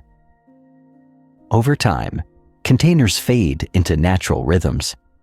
You no longer need a calendar prompt to slip into deep work. Your body and mind anticipate these windows. Time becomes a pliable ally. Moments of focus and rest interweave organically, each container reinforcing the next. Your calendar reflects not a prison of obligations, but a living map of purposeful engagement. By reclaiming time through containers, you break free from reactive existence. You've transformed passive scrolling into active creation, fragmented hours into cohesive chapters of progress, and temporal blur into a symphony of intentional living. This mastery of time paves the way for the next transformation, turning discipline into desire, where deep work itself becomes the irresistible draw that guides you forward. You arrive at a pivotal crossroads. Your mind has learned to resist distraction. Your environment championed focus. Your endurance expanded. Yet deep work still feels, at times, like an uphill climb. Willpower alone can carry you only so far. Now you turn to transforming discipline into desire, rewiring your brain so that deep, meaningful work becomes not a chore, but your deepest craving. In this chapter, you discover how to align your reward system, identity, and environment so that sustaining focus feels as natural as breathing. Traditionally, discipline is framed as self-denial. You will yourself away from treats, refrain from indulgence, and push through discomfort. This model depletes willpower and breeds resentment. Instead, you adopt an alignment paradigm. You reshape your world so that desired behaviors feed your intrinsic values. Discipline then isn't a battle against yourself, but a partnership with your deeper goals. You reorient every cue, reward, and routine to reflect the identity you choose. Someone who delights in deep focus because it resonates with who you truly are. Underlying desire is identity. You no longer say, "I have to do deep work," but "I am someone who immerses deeply."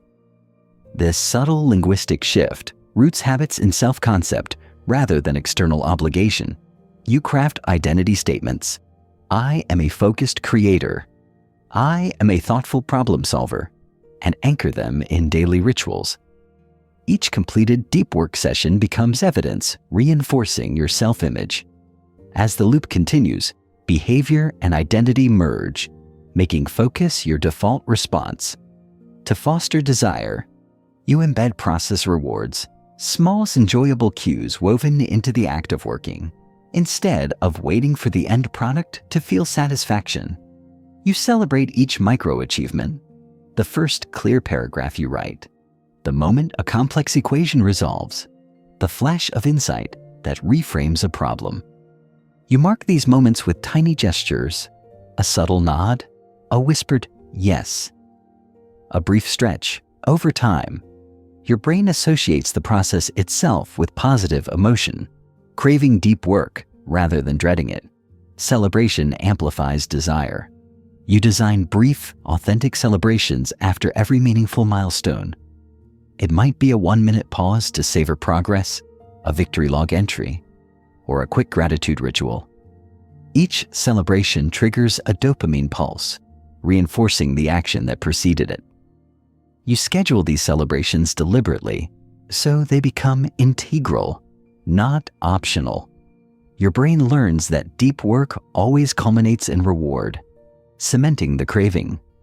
Your environment becomes a stage that continually ignites yearning for deep work. You curate visual anchors, inspirational quotes, project mock-ups, or meaningful memorabilia that remind you of your purpose. You arrange these anchors with insight, so each glance evokes the why behind your work. Light level cues enhance mood, soft morning light for fresh sessions. warm twilight hues for reflective tasks, ambient scents like a subtle citrus or rosemary diffuser become olfactory signals linked to focus. By layering multisensory cues, you condition desire at every perceptual level. Earlier, you learned to stack habits to override old loops. Now, you refine this by stacking positive triggers that actively pull you toward deep work. After your morning stretch, you step to your desk and see a small token, a smooth stone, a token from a past success that triggers an emotional uplift. You gently pick it up, feel its texture, and remember past focus victories. Then sit down to write. Each trigger ties positive emotion to the start of deep work, transforming initiation from a hurdle into an invitation.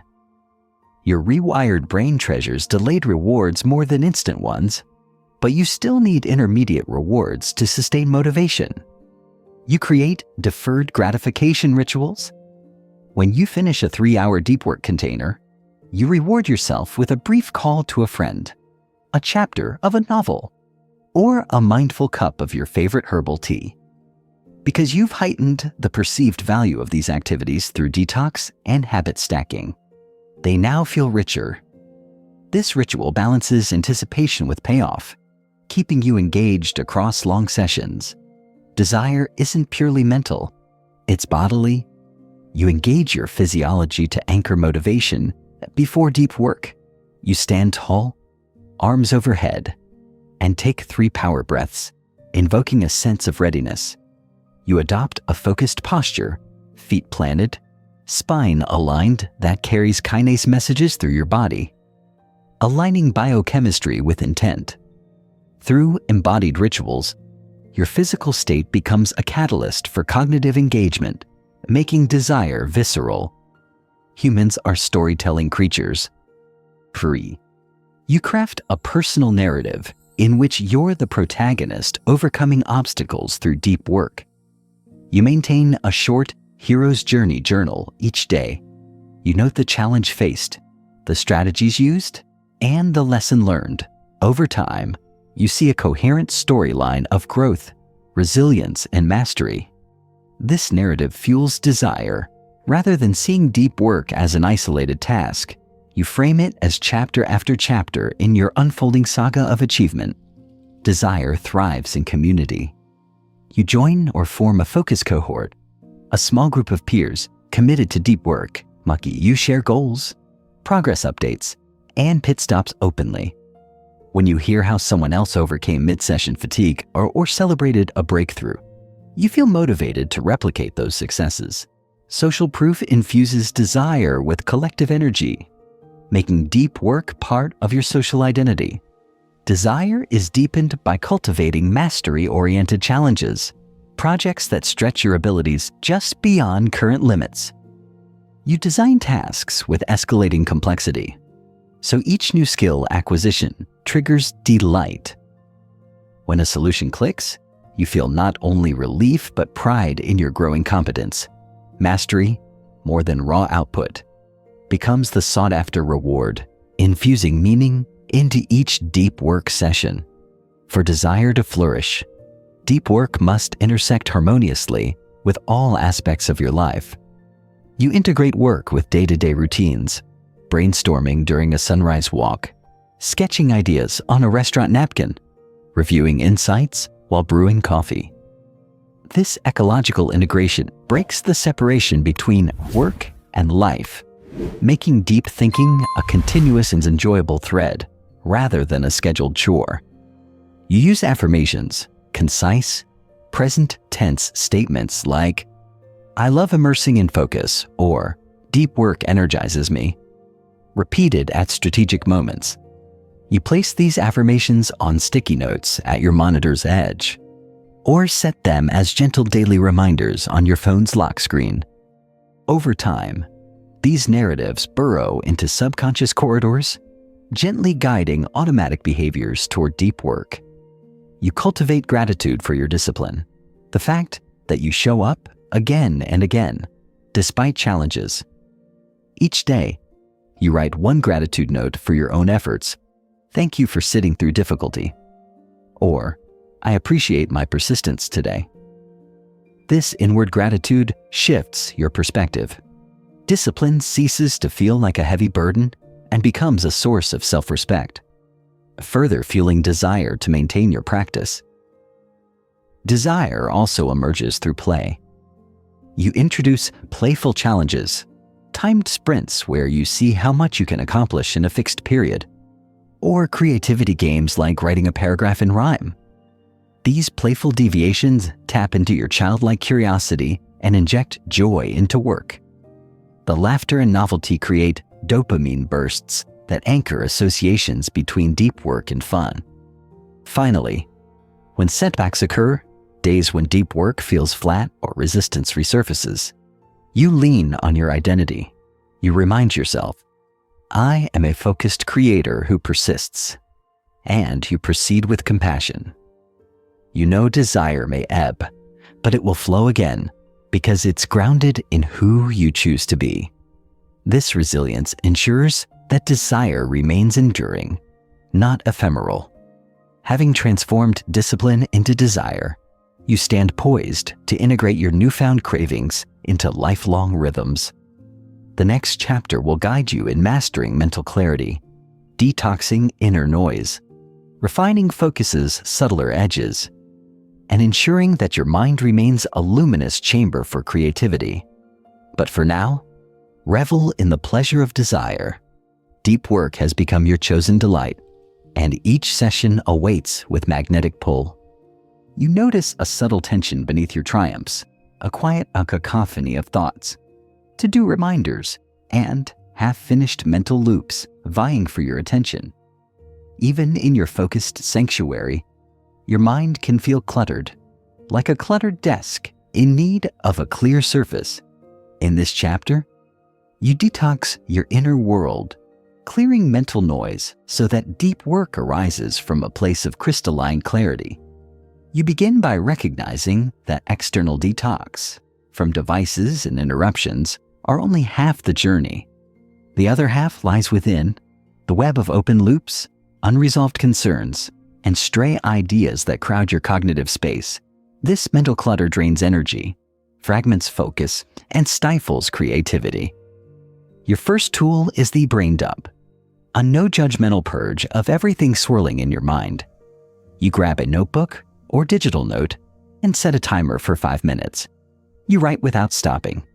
Errands, ideas, worries, meeting notes, random observations. No filtering, no editing, just flow. As you pour out each thought, you feel weight lift, neurons freed from the burden of holding so many items at once. Once the dump is complete, you categorize the entries into 3 columns: actionable, someday, maybe, and reference. Actionable items get a date or time slot in your trusted system. Someday, maybe items go into a future ideas list. Reference material, links, quotes, inspirations gets filed for later. This triage ensures your brain can let go, trusting that each thought resides securely elsewhere. For short tasks discovered during your brain dump, you apply the 2-minute rule. If it takes 2 minutes or less, do it immediately. Respond to that quick email. Schedule a brief call or jot a follow-up note. By clearing small tasks instantly, you prevent them from lingering and fracturing your focus later. You acknowledge that moving between tasks leaves behind tension residue, stray thoughts that cling like barnacles. To clear this residue, you institute mindful transitions.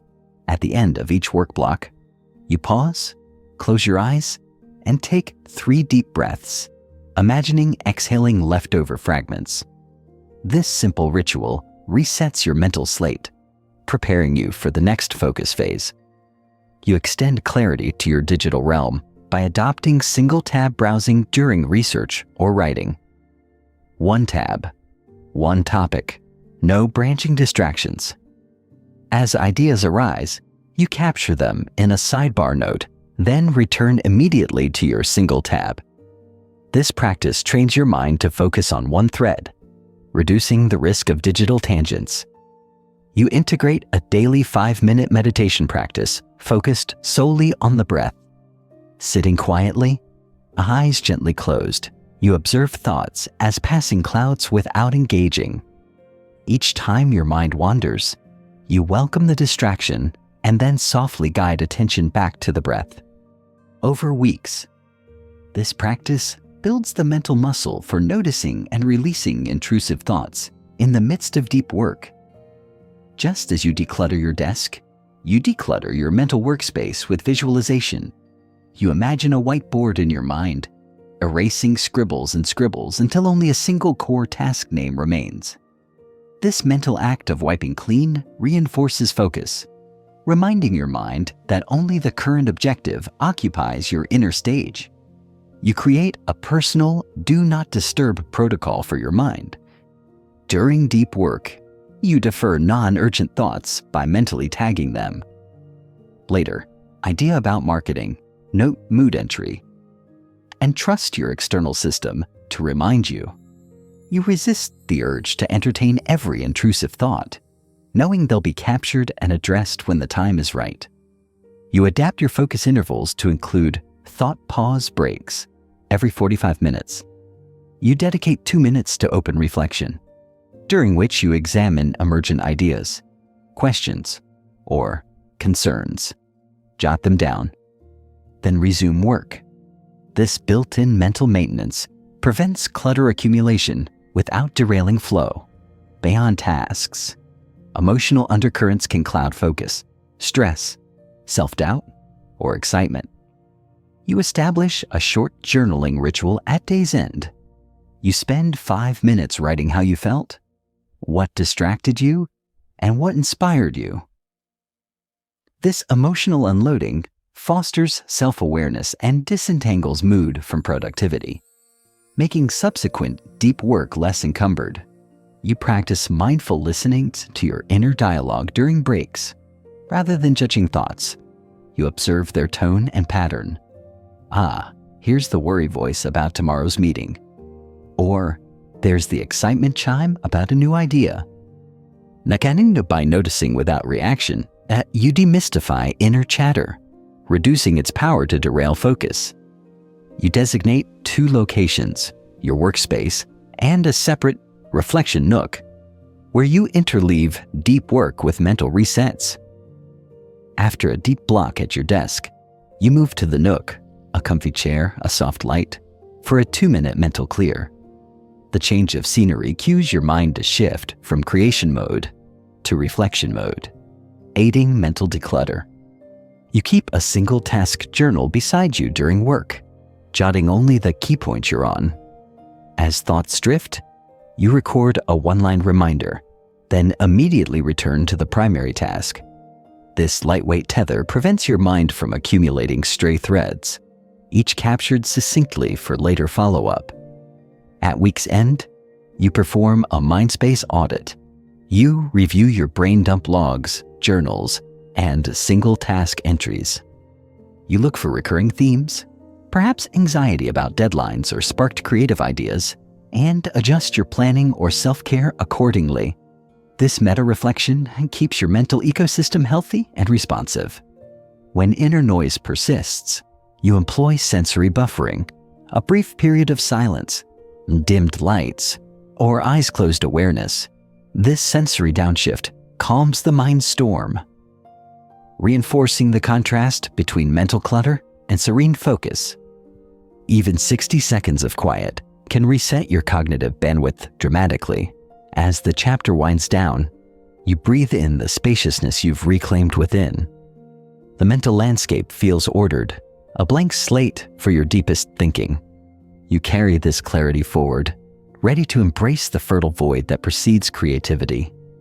Ahead, you'll explore how boredom and rest, the very elements once feared, become powerful allies on your path to mastery. You pause at the edge of silence, confronting an unfamiliar emptiness. No pings, no open loops, just the steady hum of your own awareness.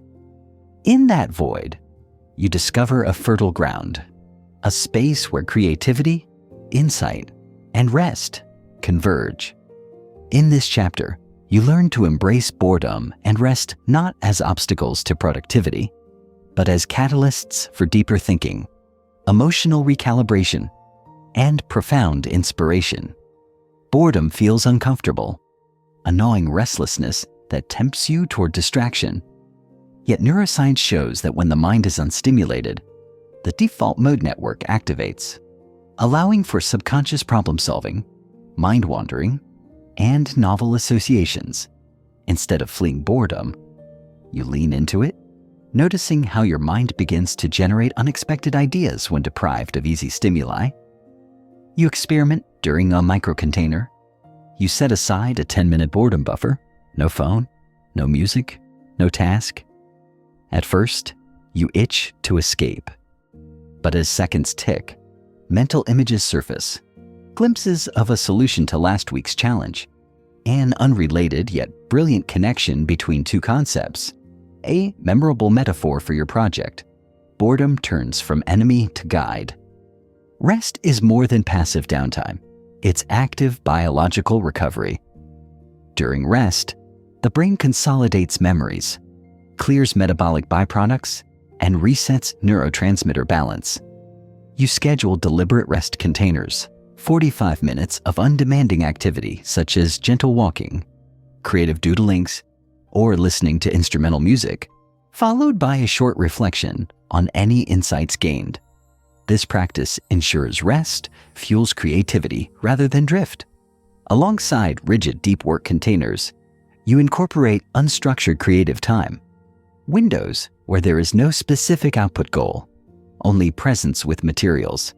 You might sit with a blank page, a sketch pad, or a musical instrument, allowing your mind to roam.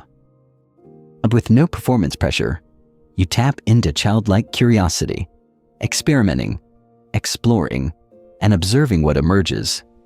Often, you find breakthroughs sprout in these moments of playful idleness. You dedicate 1 hour each week to a micro-Sabbath, a full disconnection from work obligations and digital inputs. During this period, you practice low-demand activities, gardening, nature walks, mindful cooking. You resist the urge to monitor progress or outcomes, focusing solely on the present. The resulting calm reshapes your perspective, replenishing motivation for the week ahead. To normalize boredom, you create a ritual. A blank index card placed face up on your desk signals a do-nothing period. You set a short timer, 2 to 5 minutes, sit quietly, and observe sensations, thought, and impulses. With each session, you train yourself to tolerate and appreciate the absence of structured activity, building resilience to distraction impulses. Rest encompasses sleep, where the hypnagogic state between wakefulness and slumber teems with creativity. You keep a dream journal by your bedside. Upon waking, you capture fragments, images, narratives, emotions before they fade. Over time, the habit heightens dream recall and reveals subconscious insights directly applicable to your waking projects. You convert routine interactions into walking meetings, 2 colleagues strolling outdoors while discussing ideas. The low-stakes motion reduces social pressure, fosters candid dialogue, and invites mental breaks between focused sessions. These ambles spark creativity in ways a conference room cannot, reminding you that rest and movement can blend with work. You experiment with brief sensory deprivation, closing your eyes and wearing noise-canceling headphones in silence. In that blank canvas, you become intensely aware of internal signals, a shift in thought, an emotion, a latent idea. This practice amplifies your capacity to notice subtleties in both mind and environment, enhancing clarity in subsequent deep work sessions. Rest need not be passive. You integrate breathwork interludes, 2 minutes of cyclical breathing patterns that engage the parasympathetic nervous system. This gentle activation soothes stress and primes your brain for renewed focus. Bridging the gap between intense work and creative rest, you reflect on the empty cup metaphor. A full schedule brimming with activity leaves no room for new content. By intentionally emptying your cup, through boredom buffers and rest periods, you clear space for fresh ideas. You visualize pouring out the old before welcoming the new, reinforcing the mental habit of planned emptiness. At first, rest containers trigger anxiety, fear of wasting time. You reframe the narrative. Rest is an investment, not a cost. You track post-rest productivity gains, solutions that emerged, renewed energy, and let those data points quell hesitation. Over time, rest becomes as valued as work, an integral pillar of your approach. You partner with another deep worker for creative pair detachment. Each of you takes a 5-minute silence break together. No interacting, just parallel presence. Afterward, you reconvene to share sensations or breakthroughs. The shared pause fosters accountability for rest and highlights its generative potential. During boredom buffers, you explore individual senses, focusing solely on taste, touch, sound, or smell. You might hold a smooth stone, sip water mindfully, or listen to ambient forest recordings. This sensory focus anchors you in the moment, resetting scattered attention and sharpening awareness. You test strategic napping, a 20 to 30-minute nap timed after a demanding morning sprint. You rest without guilt, setting an alarm and allowing the brief sleep to refresh cognition. Post-nap, you track changes in focus, mood, and creativity, fine-tuning timing and duration for maximal benefit. Beyond micro-Sabbaths, you plan digital sabbaticals, a full weekend or longer without screens. You communicate the break to colleagues and friends in advance and prepare analog alternatives, books, art supplies, journals. The resulting mental cleanse resets dopamine pathways and recalibrates your relationship with technology. Boredom teaches patience. You observe the mind's rushing impulse, practice non-reactivity, and watch the unrest dissolve into spaciousness. This patience translates into deep work. Instead of forcing solutions, you allow ideas to unfold naturally, trusting in your brain's latent problem-solving capacity. You conclude the chapter recognizing rest and boredom not as voids to fill, but as rich soils where insight germinates. You carry forward gratitude for unstructured moments, reserving pockets of time each day to do nothing. And in those still waters, you discover the next wave of creativity.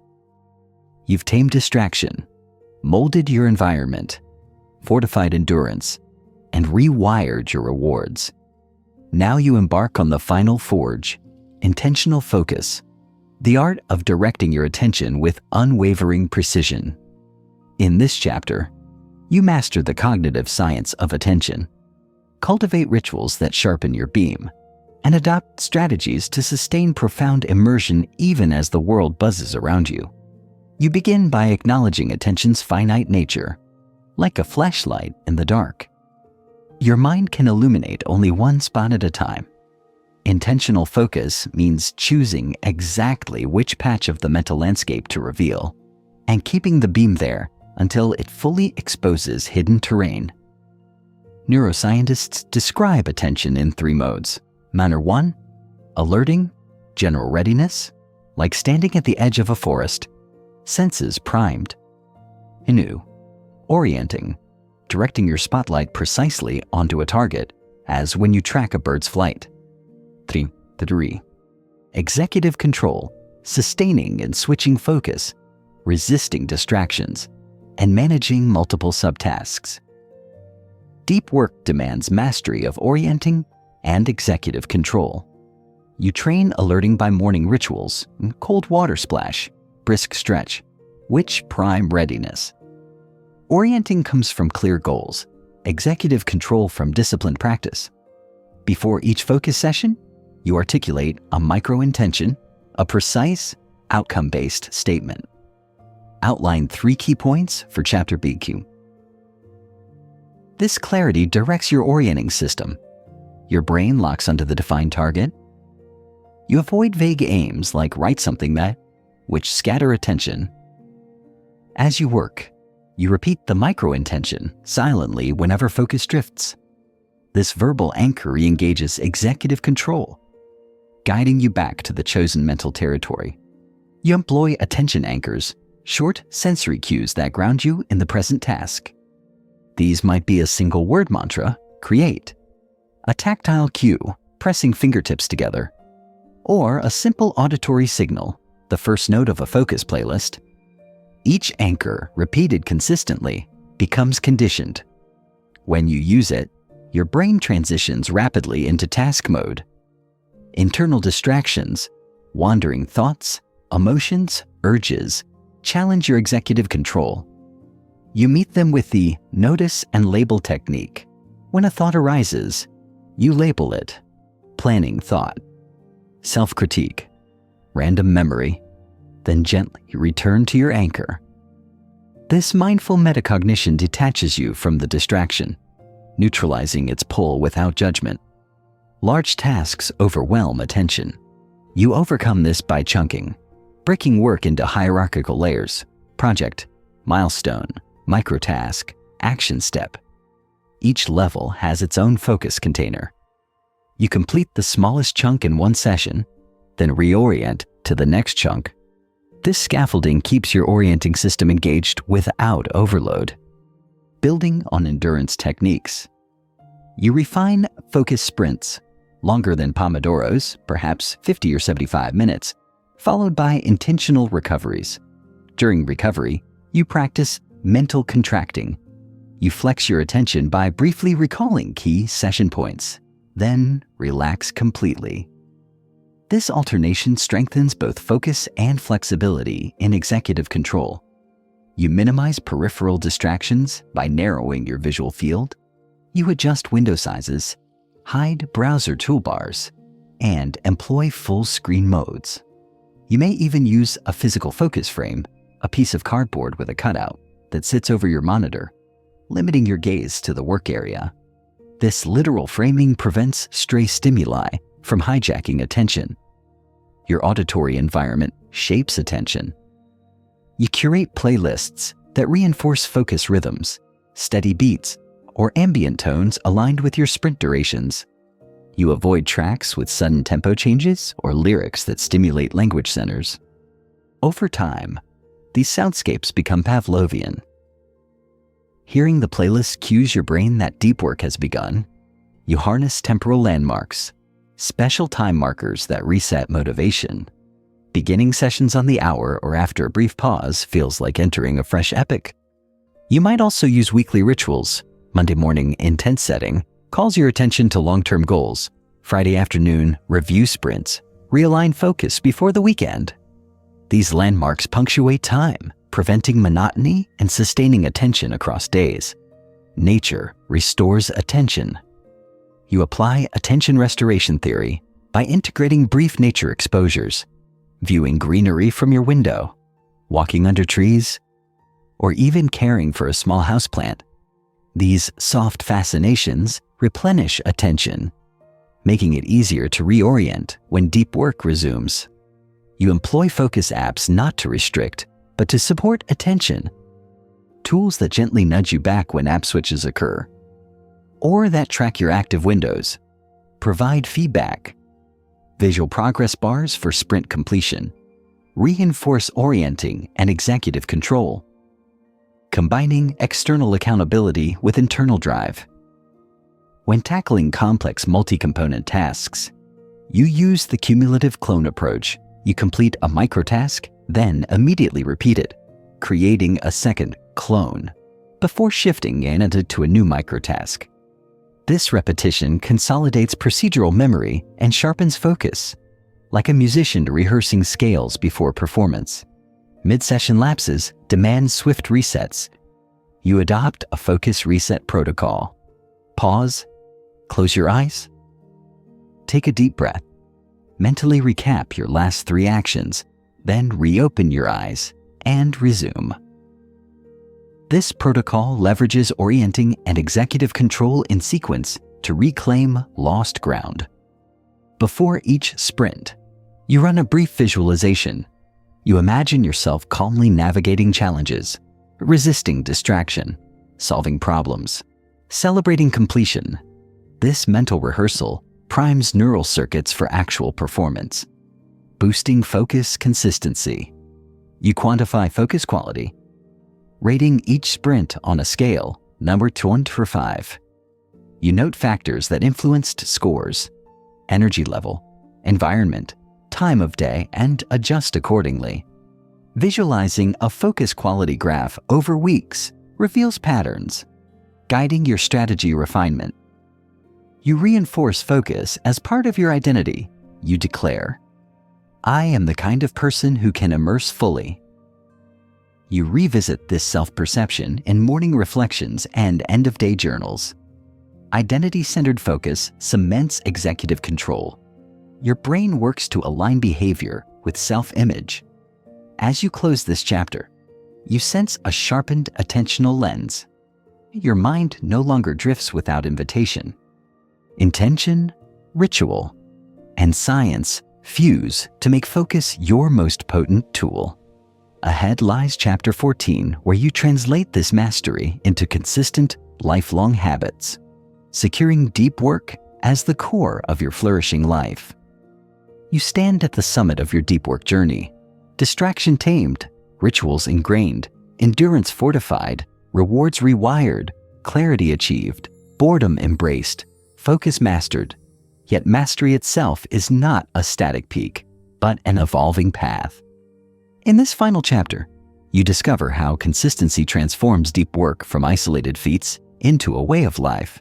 Through incremental commitments, resilient routines, and self-compassionate reflection, you forge habits that endure, creating a compound effect that elevates every aspect of your growth. Major transformations aren't born of singular epiphanies, but of countless small choices. The compound effect shows that modest daily actions, 10 uninterrupted minutes of writing, a single focused sprint, a mindful breath at distraction's onset, accumulate exponentially. You sketch a simple chart in your journal. Days on the x-axis, cumulative deep work minutes on the y-axis. At first, the curve is gentle, almost flat. Yet, as weeks pass, the slope steepens. This visual reinforces the truth. Consistency begets momentum. Rituals anchor consistency. You refine your pre-session routine, a brief stretch, a mantra, a visual cue, so its cadence becomes second nature. Each ritual unfolds in the same sequence like a musical overture, signaling to your brain that deep work is imminent. Over months, these rituals shift from conscious effort to automatic rhythm. You no longer decide to begin, you simply do. Your day's orchestra starts not with doubt, but with that familiar overture. Data fuels consistency. You maintain a deep work log, date, duration, task, focus quality rating, mood, and review it weekly. Patterns emerge. Perhaps Tuesday mornings yield your clearest insights, while Thursday afternoons require shorter sprints. Reflection sessions become mini strategies. You celebrate peaks with gratitude and adjust troughs with compassion. This feedback loop keeps your practice dynamic, preventing stagnation and fostering adaptive growth. Consistency cements identity. You replace "I work deeply when I can" with "I am a deep worker by design." Each logged session reinforces this self-concept. When you affirm your identity, silently or in writing, you align behavior with belief. Over time, the question shifts from "should I do deep work now?" to "when will my next deep session be?" Your identity becomes the catalyst for action. Even the most diligent practitioners hit plateaus, weeks when progress feels elusive. You greet plateaus as signals to vary your approach. Maybe you shorten container lengths, explore new focus techniques, or introduce playful creativity challenges. By treating plateaus as opportunities for experimentation rather than failures, you maintain momentum and ward off discouragement. Consistency isn't rigidity. You recognize that seasons of life demand shifts, travel weeks, family commitments, or health challenges may limit your usual deep work hours. Instead of abandoning practice, you adapt. You scale sessions to match available energy, convert travel time into micro-focus sprints, and maintain rituals in portable forms. This flexibility ensures consistency persists through life's ebb and flow. Accountability amplifies consistency. You form or join a focus cohort, scheduling weekly group deep work sessions and reflections. These communal rituals create social momentum. Knowing peers await your progress fosters responsibility. Shared success stories inspire collective resolve, embedding deep work into your social fabric. Consistency thrives on kindness. On days when deep work falters, when resistance resurges or fatigue overwhelms, you practice self-compassion. You acknowledge your humanity, forgive lapses, and recommit without guilt. This gentle reset prevents self-criticism from undermining progress. You remind yourself that consistency is not perfection, it's persistence. You integrate deep work into existing daily rhythms through habit stacking. After morning coffee, you begin your first sprint. When lunch concludes, you transition to your second. By linking deep work to stable habits, you reduce initiation friction and anchor practice in your life's architecture. Milestones energize consistency. You mark every 10, 50, and 100 deep work hours with celebrations, perhaps a special meal, a walk in a favorite park, or sharing insights with a mentor. These ritualized rewards reinforce the habit loop, creating emotional spikes that your rewired dopamine system cherishes. To sustain long-term consistency, you automate cues, calendar invites labeled deep work, ambient lighting schedules that dim at session starts, and focus playlists that autoplay at predetermined times. These environmental automations trigger your rituals seamlessly, bridging the gap between intention and action. True mastery lies not in a destination, but in the ongoing journey. You internalize a growth mindset, viewing each session, large or small, as part of a lifelong practice. You celebrate the process of continuous sharpening, knowing that every deep work minute enriches not only your projects, but your cognitive resilience and self-awareness. As deep work becomes woven into your identity, its effects ripple outward. You produce higher quality work, deepen your expertise, and inspire those around you to elevate their focus. Your legacy becomes one of intentional engagement, a life lived through purpose-aware attention rather than scattered reactivity. Consistency builds a foundation sturdy enough to support ever greater aspirations. With deep work ingrained as habit, you stand ready to tackle audacious goals, writing a book, mastering a discipline, leading transformative projects. The compound effect propels you forward, each session a stepping stone toward your highest potential. You reflect on the arc of this journey, from the first sensory awareness of Chapter 1, through decoding dopamine, defining deep work, reshaping your environment, and rewiring your brain, to mastering consistency. Each chapter's lessons interlock like gears, powering a system that sustains profound focus. You inhale, tasting the air of possibility. You exhale, anchoring gratitude for how far you've come. Now, the practice awaits. Your rituals, your protocols, and an identity align as one. Deep work is no longer a technique, but your nature. You step forward into each day, confident that consistency will carry you to ever greater heights of creativity, productivity, and fulfillment. You've journeyed through structured focus, neurochemical insight, and intentional habit making. Now, let the rhythm slow. In this quiet moment, you release the tension you've carried. Each inhale drawing in calm, each exhale letting go of striving.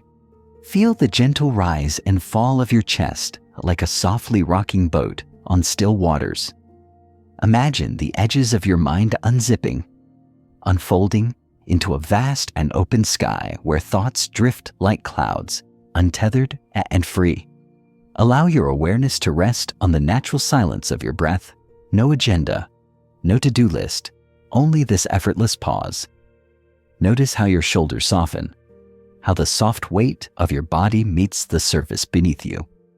Here, in the gentle hush between breaths, you find sanctuary, a space where creativity and peace coexist. As you soften into this moment, whisper gratitude to yourself for the effort you've invested, for the courage to explore distraction's roots and dive deep into your potential. Each practice, each micro step has led you here. Grounded, centered, whole. Let your mind wander to a gentle image, a leaf drifting on a calm pond, a single candle flame flickering in a dark room, the distant murmur of waves kissing a quiet shore. These images are the gift of rest, reminding you that endings can be beginnings. When you open your eyes, carry this stillness with you. Let it inform your next moments of deep work and every breath in between. The journey continues, but for now, savor this soft landing